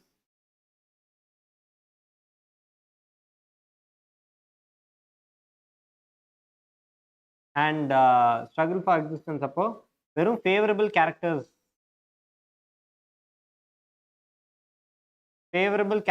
இருக்கிற ஆர்கனிசம்ஸ் மட்டும்தான் வில் லீவ் மோர் ப்ராஜனிஸ். அதை வந்து நம்ம சர்வைவல் ஆஃப் த ஃபிட்டஸ்ட்னு சொல்லுவோம் இல்லையா?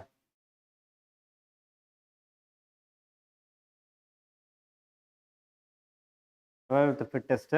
அதுக்கப்புறம் வந்து நீ எதை பற்றி பேசலாம்? ரீப்ரொடக்டிவ் ஃபிட்னஸ் அப்படின்னா என்ன? Reproductive fitness is referring completely to is basically telling you about who is more apt to survive in that particular environment. Okay, so reproductive fitness பத்தி எழுதுங்க. Okay, reproductive fitness பத்தி எழுதுனதுக்கு அப்புறம் you can talk about this thing. You can talk about the different types of populations that can arise: stabilizing population, directional, and disruptive. Okay, who's more suitable, and the graph and all these different types of natural selection. Okay, Pradeep, hi sir, doubt. What is your doubt? Yeah. Okay, இப்போ படிக்க continue பண்ணுங்க.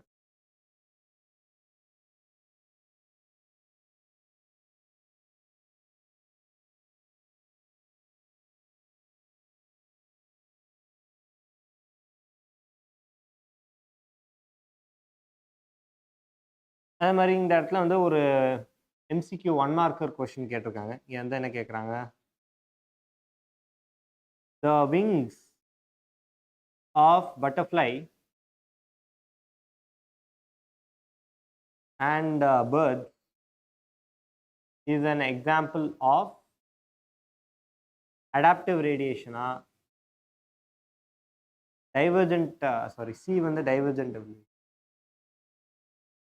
D வந்து convergent evolution, D வந்து variation. Answer பண்ணுங்க, கின் answer பண்ணுங்க. Wings of a butterfly and birds. It is an example of what?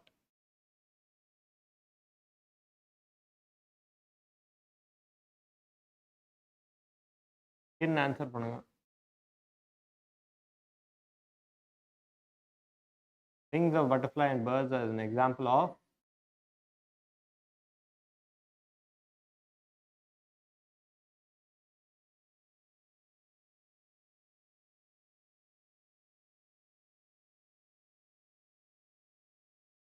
கின் இருக்கீங்களா?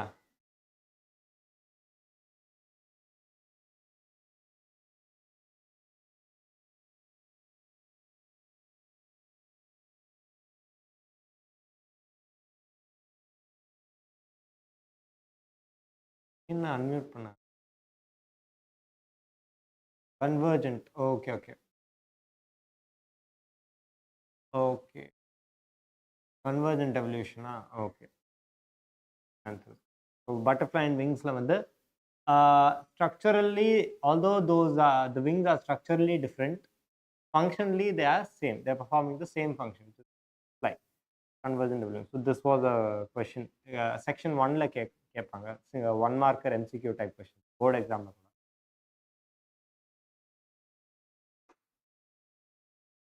Continue studying.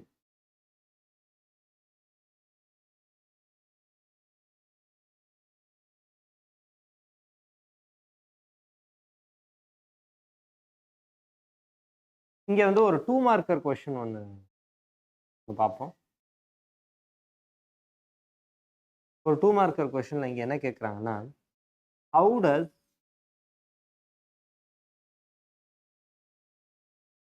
mutation theory by De Vries differ from Lamarck's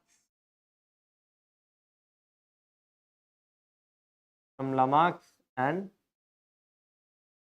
Darwin's view?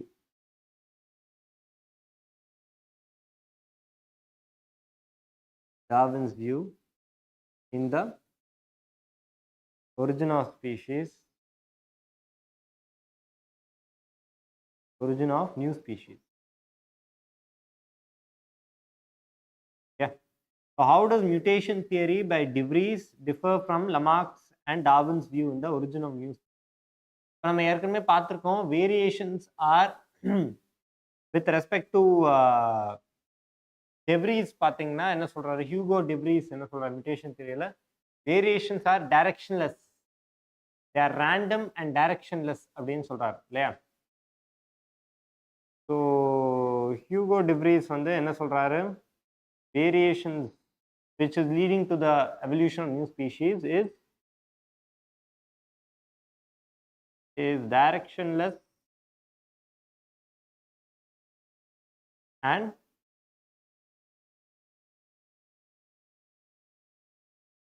random. இதே நீங்க வந்து Darwin's வந்து எப்படி இருக்கும், டார்வின் என்ன சொல்றாரு, இட் இஸ் டைரக்ஷனல்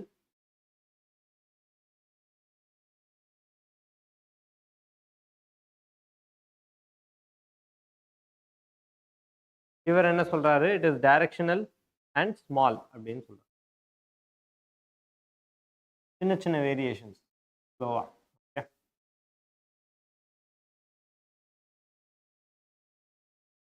இன்னொரு ஒரு விஷயம் என்னன்னா, Hugo believe that mutations were the reason.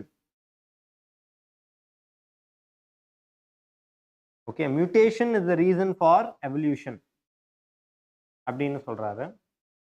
whereas Darwin என்ன பிலீவ் பண்ணாரு, he believed that the minor he believed that the minor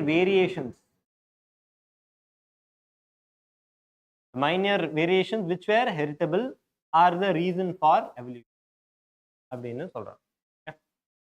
Hugo வந்து மியூட்டேஷன்ஸ் தான் மெயினான ரீசன். அதே மாதிரி லமார்க் என்ன சொல்றாரு, லமார்க் வந்து use and disuse theory based on the use of a particular organ for that particular environment for that particular organism evolution நடக்குது அப்படின்னு அதை பேஸ் பண்ணி சொல்லுங்க. அதை நீங்க தேர்ட் பாயிண்டா இங்க இன்க்ளூட் பண்ணுங்க. தேர்ட் பாயிண்ட் ஒரு தேர்ட் டேபிளர் காலம் மாதிரி. ஸோ இது 2 மார்க் கொஸ்டின். இந்த மாதிரி 2 பாயிண்ட் ஃபினிஷ் யுவர் ஆன்சர்.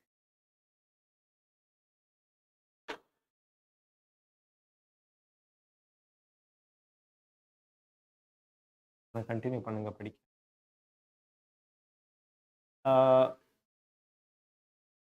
ஒரு 5 மினிட்ஸில் ஒரு பிரேக் போகலாம். பட் அதுக்கு முன்னாடி after the break live test conduct பண்ண போகிறோம். Be prepared.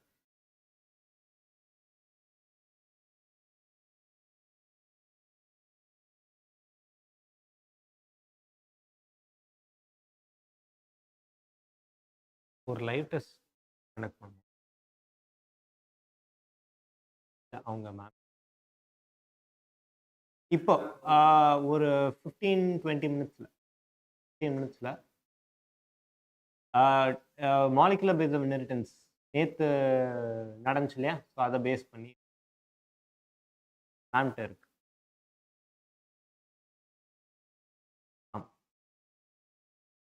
Molecular base of inheritance base பண்ணி லைவ் டெஸ்ட்.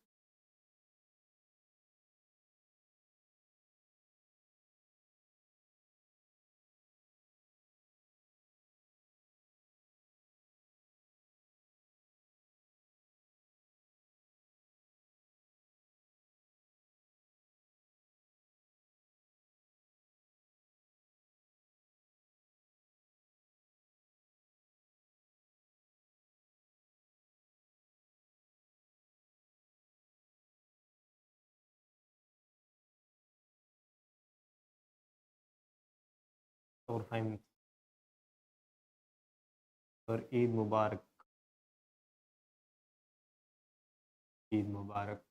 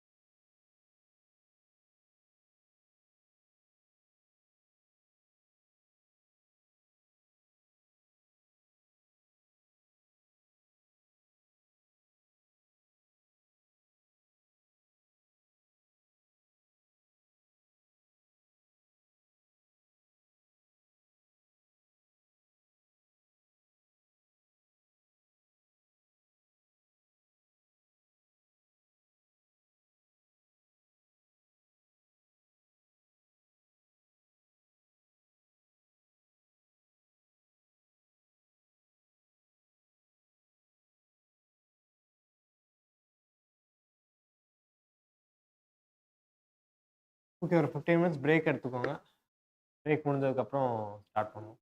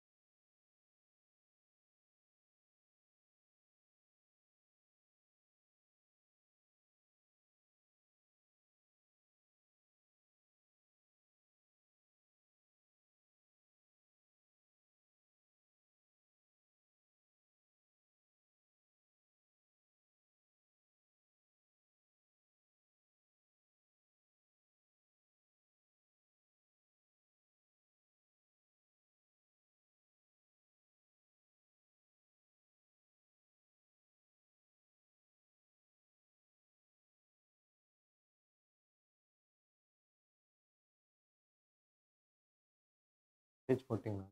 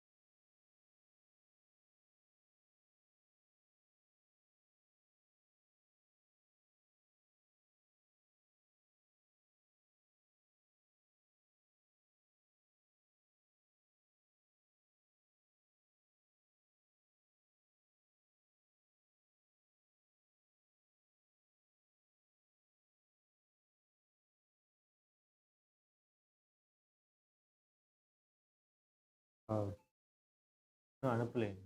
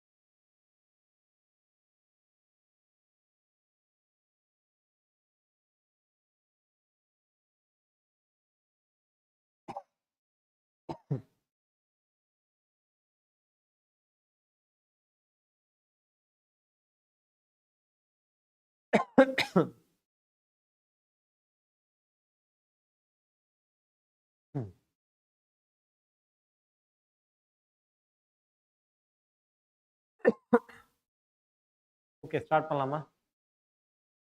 ஓகே, ஃபர்ஸ்ட் கொஸ்டின்குள்ள போலாம். ஸ்டார்ட் பண்ண போறோம். எல்லாரும் ரெடியா இருங்க. பேரை ரீநேம் பண்ணிட்டீங்க. ஸ்டார்ட் பண்ணுவோம். ஃபர்ஸ்ட் கொஸ்டின்குள்ள போலாம். First question. Circular and double-stranded DNA occurs in Golgi body, mitochondria, nucleus, or cytoplasm.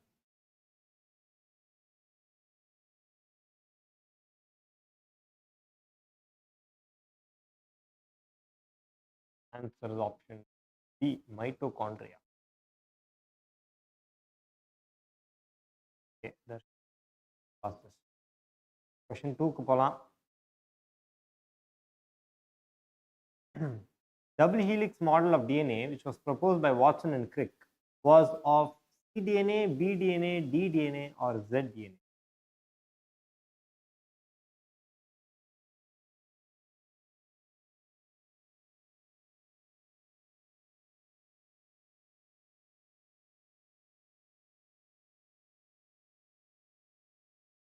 Ten seconds.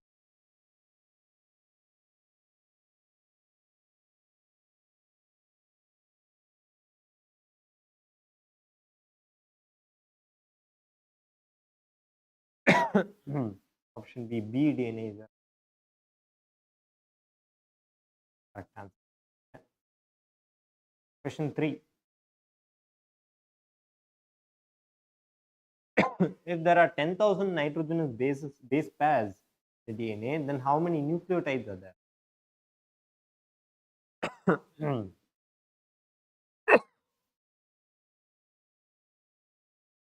10,000 base pairs.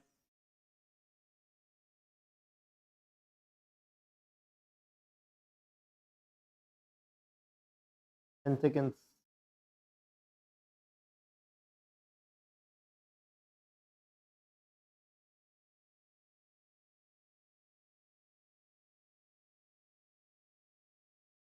Option C is your answer.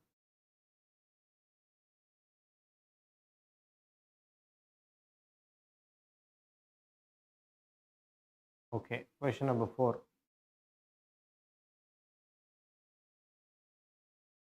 Double helix model of DNA is proposed by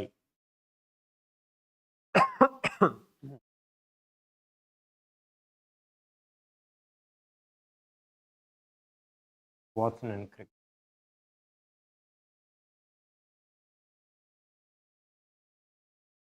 Answer the fastest.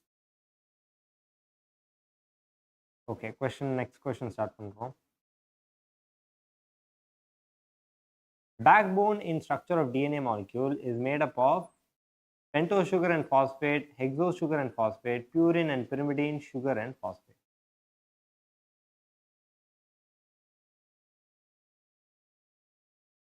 Option A, pentose sugar and phosphate. இதான் Dharshini correct answer.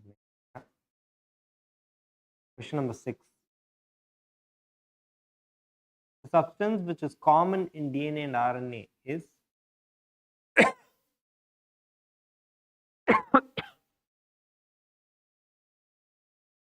Hmm.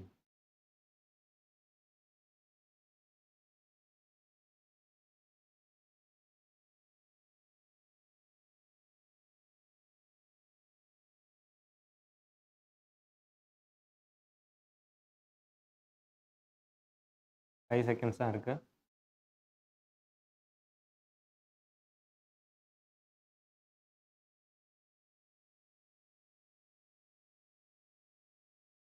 Ribose sugar. Darshini correct answer. Okay, question number 7. The nucleotide is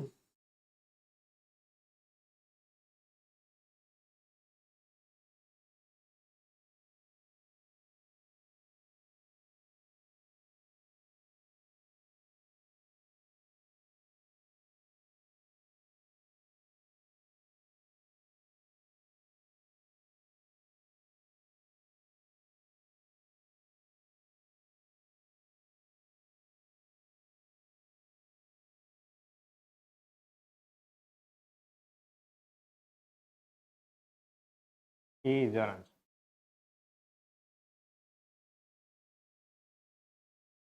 Darshini again has answered the fastest. Okay, question number 8.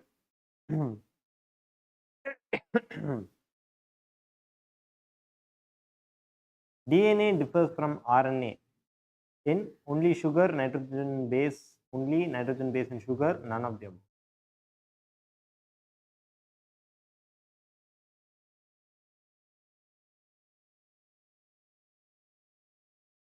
C is your answer. இதுதான் மட்டும்தான் correct answer.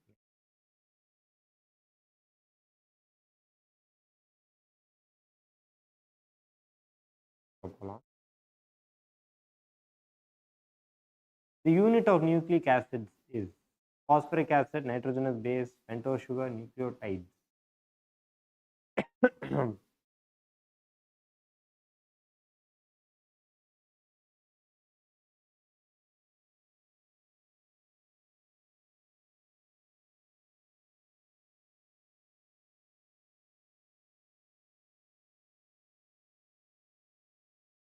Answer is nucleotide. That's the correct answer. Yeah, Darshini has answered. Question 10. Which of the following element is not found in nitrogen? Nitrogen, carbon, phosphorus.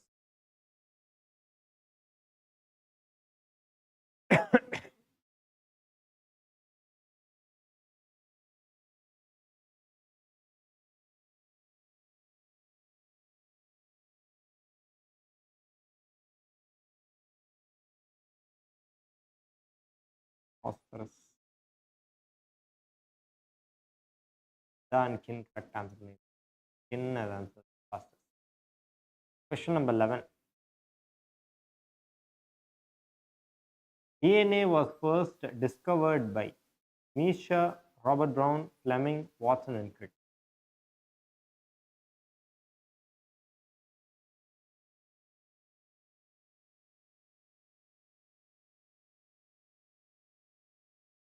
That is your answer.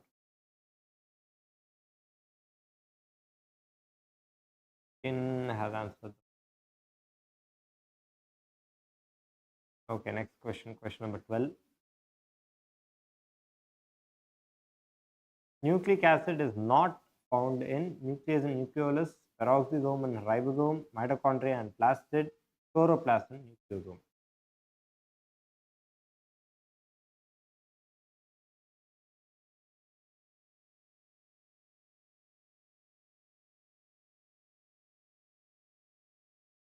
Nucleus and nucleus.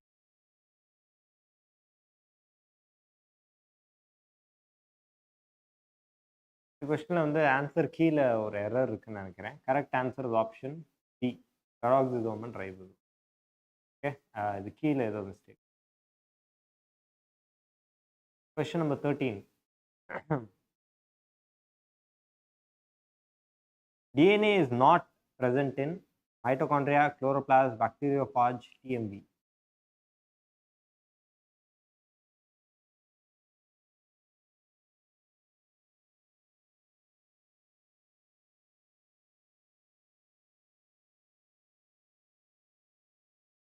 TMB is your correct answer.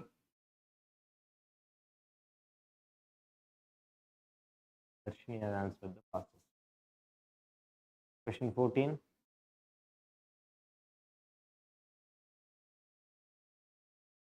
Nucleic acid contains thymine or methylated uracil, then it should be DNA, RNA, either of those, or RNA of bacteria.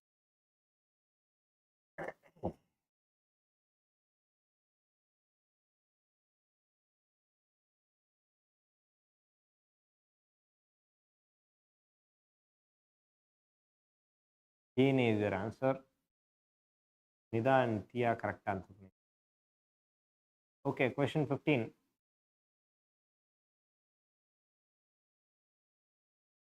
Prokaryotic stem contains DNA and histones, either DNA or histones, DNA but no histones. The key is a mistake. Repeat out.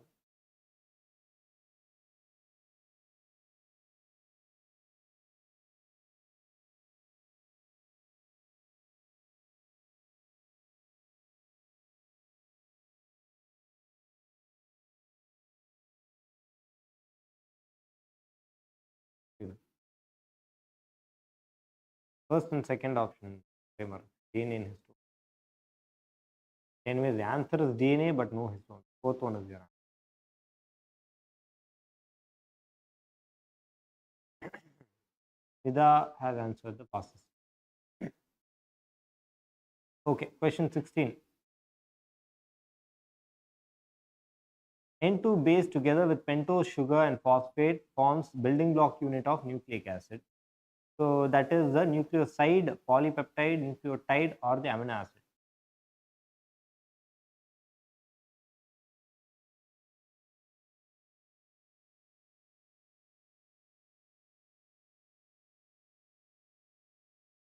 Nucleotide is your answer.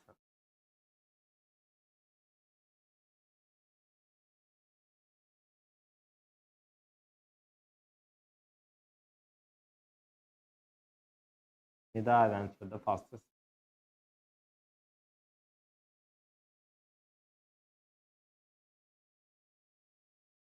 Okay, next question, Global.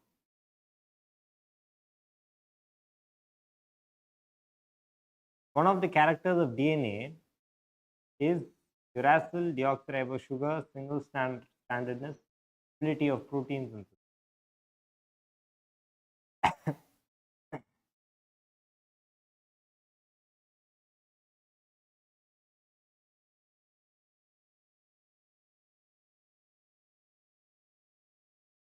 Deoxyribosugar is your answer.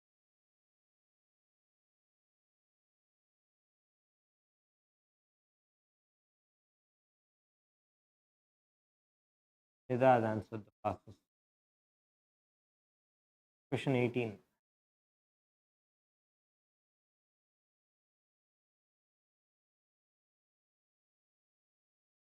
Which of the following is not a pyrimidine N2 base?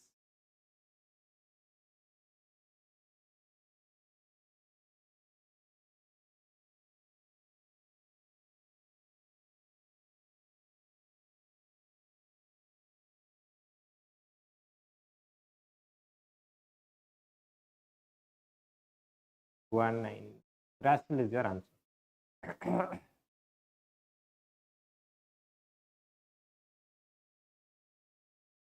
Question number 19.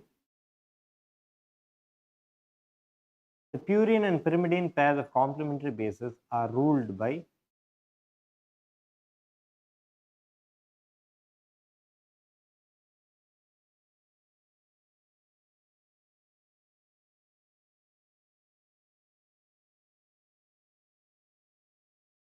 H bond.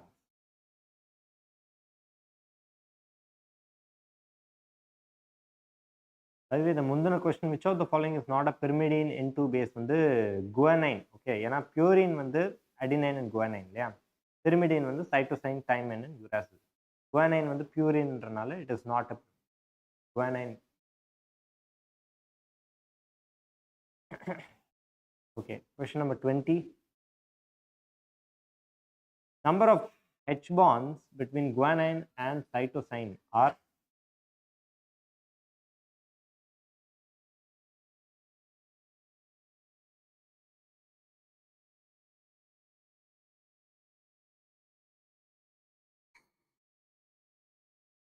3 bonds, 3 H bonds.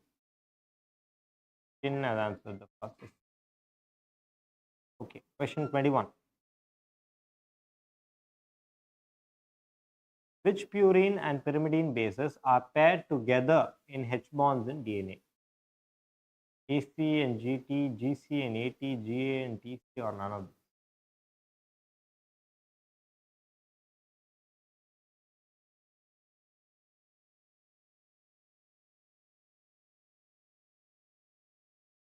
TC.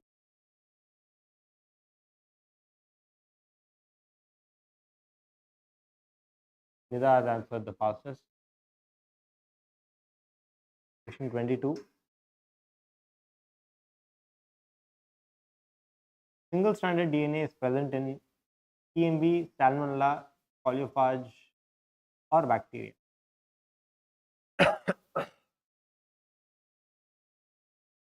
This is DNA.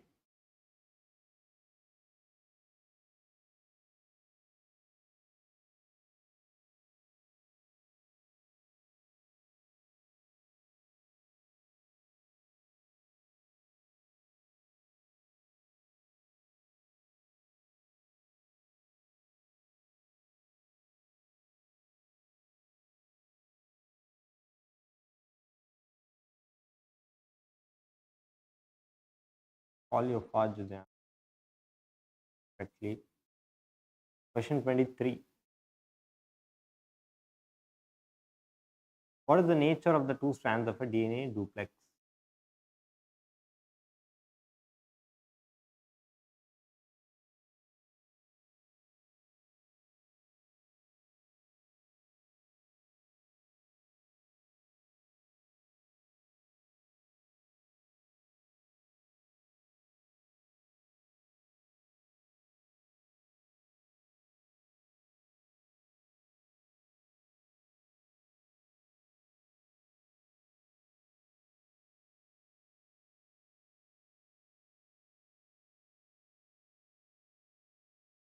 Anti-parallel and complement.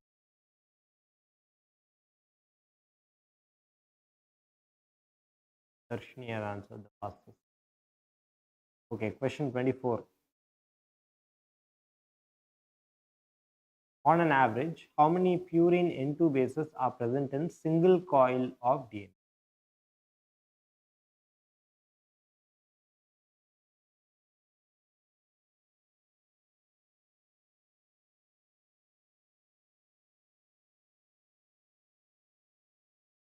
Ten.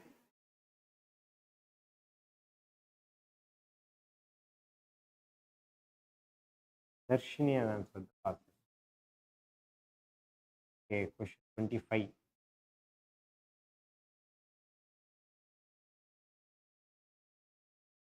Distance between two nucleotide pairs of DNA is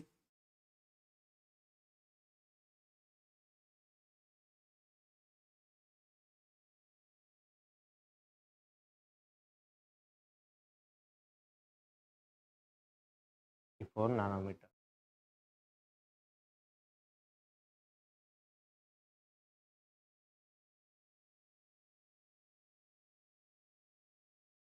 Fastest.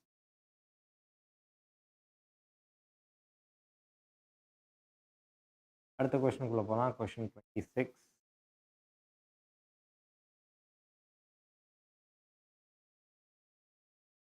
Histone occupies the major groove of DNA at an angle of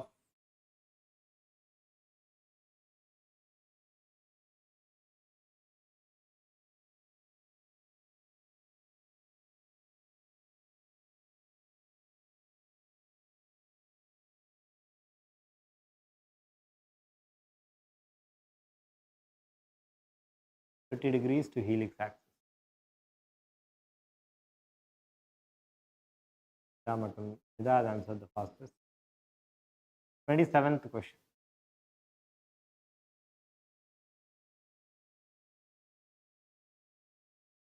Who proved DNA as a genetic material? Who proved DNA as a genetic?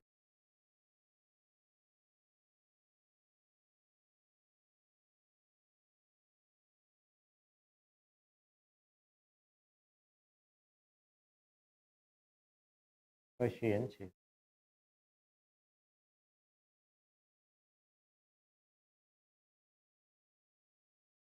Darshini has answered the fastest. Question 28. The strongest evidence that DNA is a genetic material comes from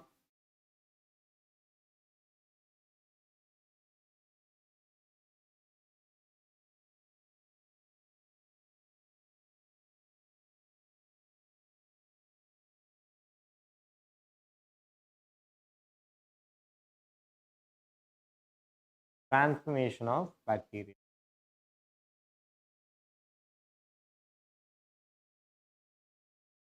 Here has answered the fastest. Question 29. The unequivocal proof that DNA is a genetic material came from the experiments of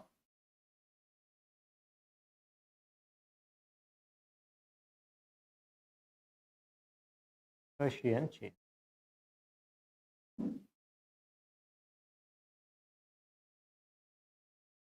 Darshini has answered the fastest.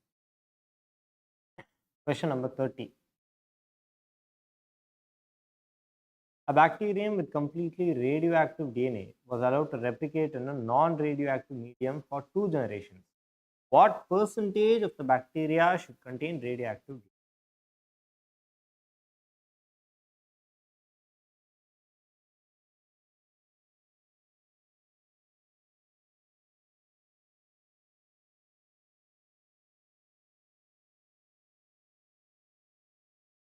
50%.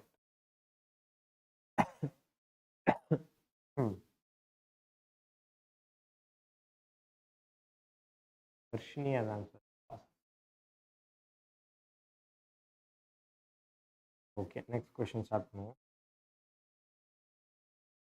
Which of the following may be true for RNA?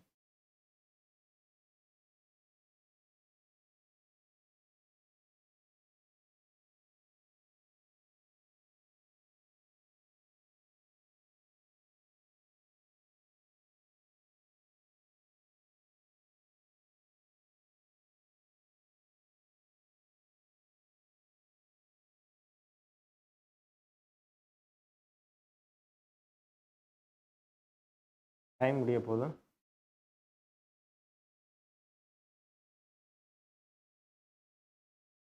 E.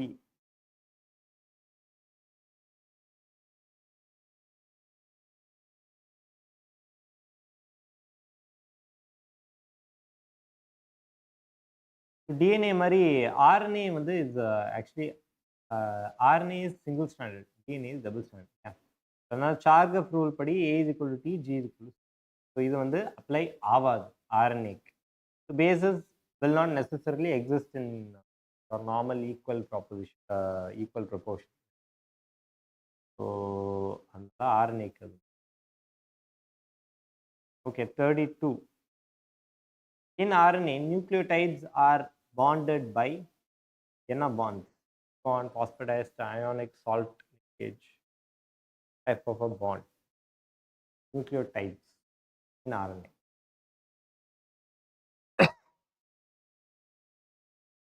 Phosphodiester.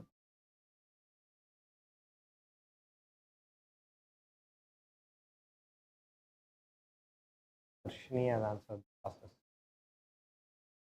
Okay, question number 33.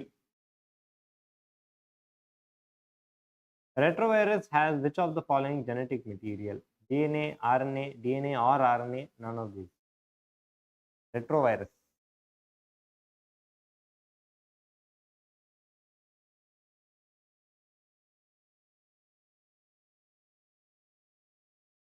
RNA only. Darshini has answered the fastest. Question 34. TMV contains DNA only, RNA plus protein, DNA plus RNA, DNA plus protein.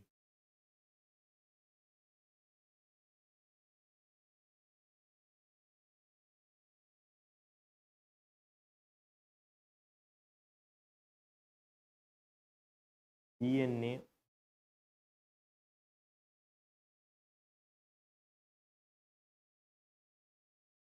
Actually இந்த இடத்துல வந்து ஒரு key error இருக்கு.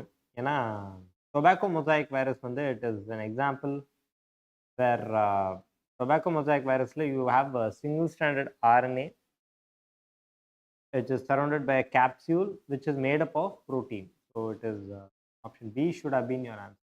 Okay, B is your mistake. Okay, question number 35.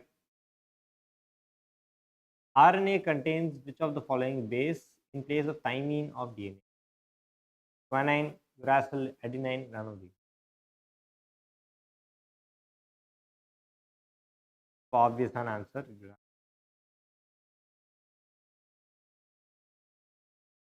Go to the next. Question 36.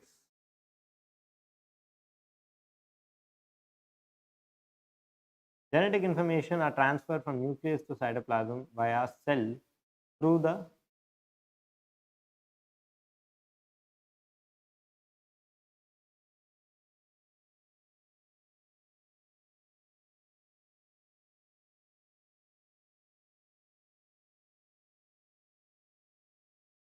RNA.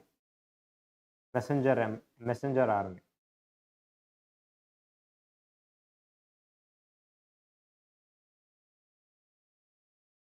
Okay, question 37. In the process of replication, deoxyribonucleoside triphosphate is acting as a substrate, providing energy for polymerization reaction, acting as an enzyme, or both A and B. ENTPs ஓட வேலை replication.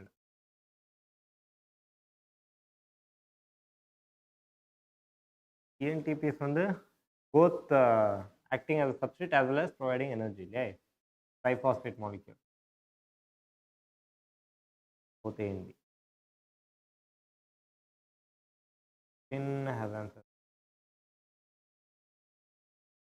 Okay, question number 38. DNA polymerase is needed for replication of DNA, synthesis of DNA, elongation of DNA, all of these.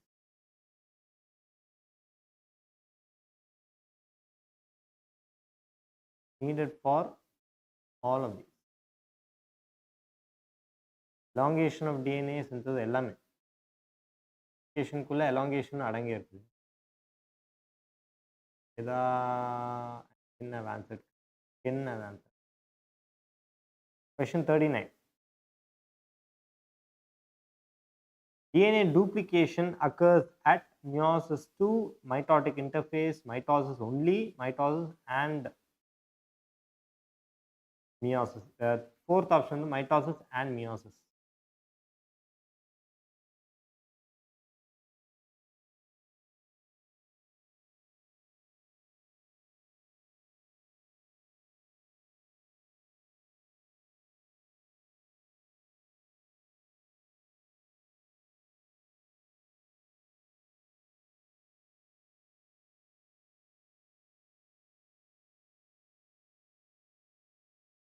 Option 4 வந்து actually it's mitosis and meiosis.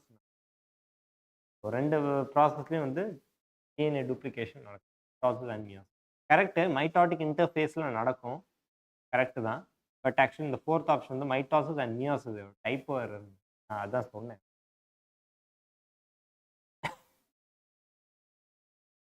மட்டும் okay. Question number 40.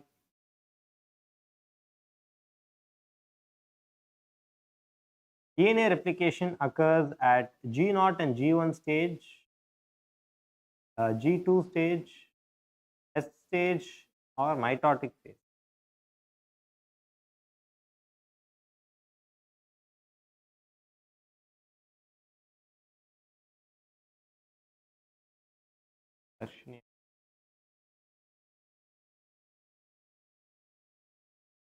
Question number 41.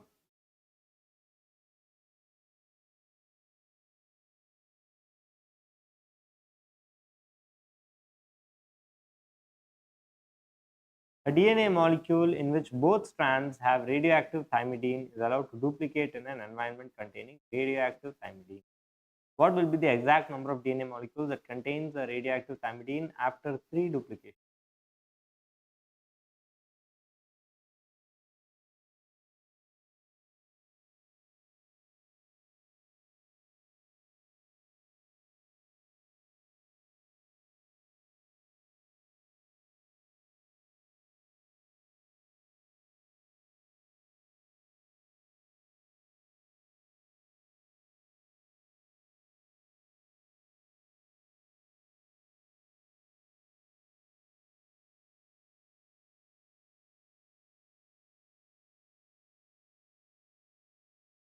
Actually, இங்கே வந்து answer should be 8 தான். D should be your answer. இங்கே கீழே எதுவும் mistake இல்லை.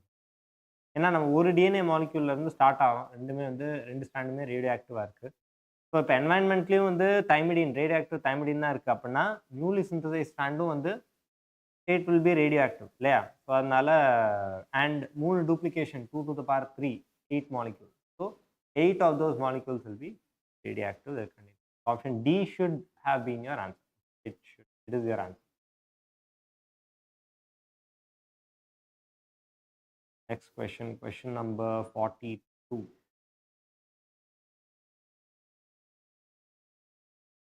DNA polymerase enzyme is required for the synthesis of DNA from DNA, DNA from RNA, both A and B, DNA from nucleotides.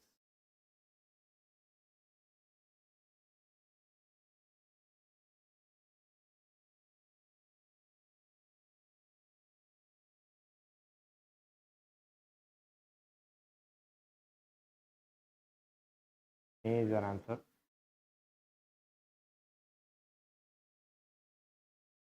Nida and Darshini correct answer. Okay, question 43. In the base sequence of one strand of DNA is GAT, TAG, CAT, GAC. What shall be the sequence of its complementary strand?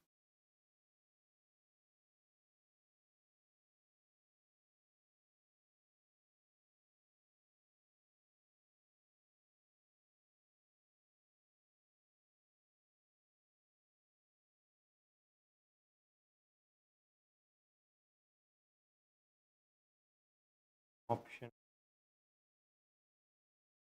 Actually, option 4 is your answer. First, GATன்னு பார்த்தீங்கன்னா இங்கே வந்து CTAன்னு தான் வரணும். But இங்கே வந்து 1ன்னு கொடுத்துருக்காங்க. Option D is your answer. Option D. அந்த போன கொஸ்டினுக்கு option D is your. Okay, question 44.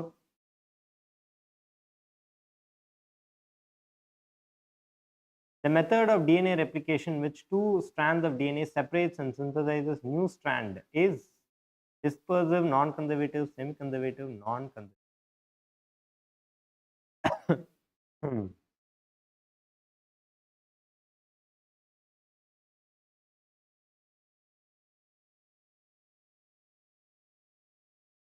ரொம்ப டைரக்டான ஒரு question.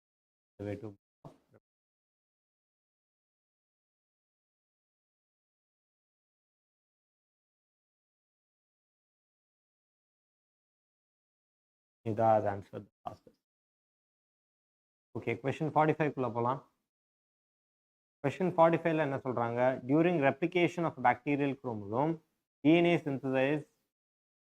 synthesis starts from a replication origin site. And என்னென்ன?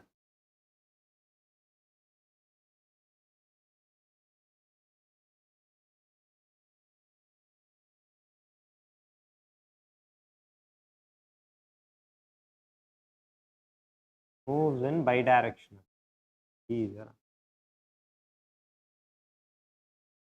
Nida has answered the fastest. Okay, question 46.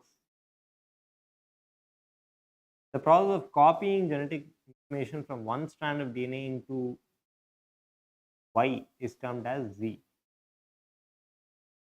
Y-யும் Z-யும் இங்கே என்னது?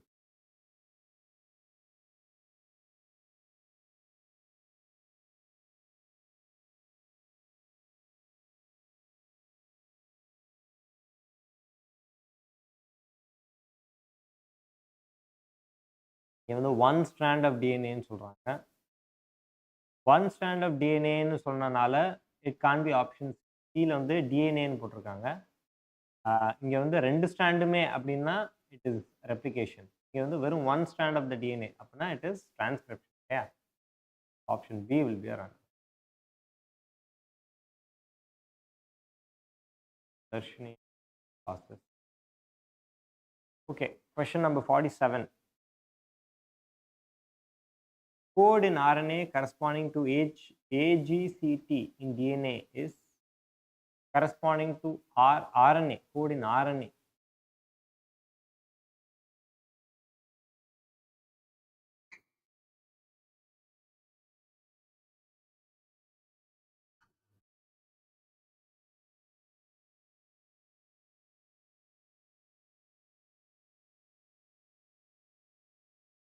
Answer the option.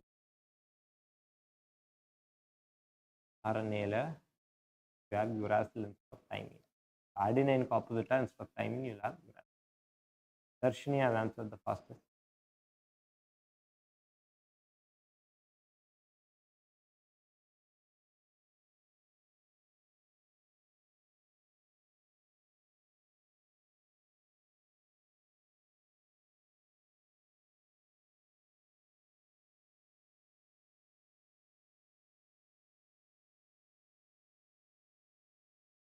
Number 48.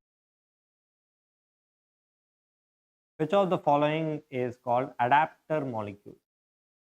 Sayed Muja. But why the biomolecule case the RNA wire the DNA? Not get your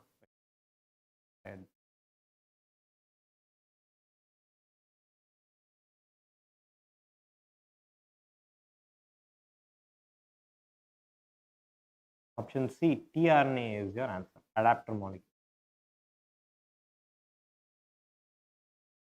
Okay, Darshini has answered the fastest. Last question for today.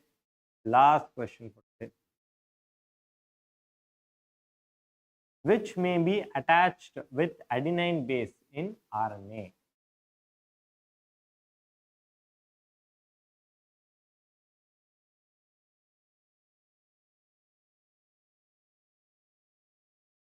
Option C, uracil.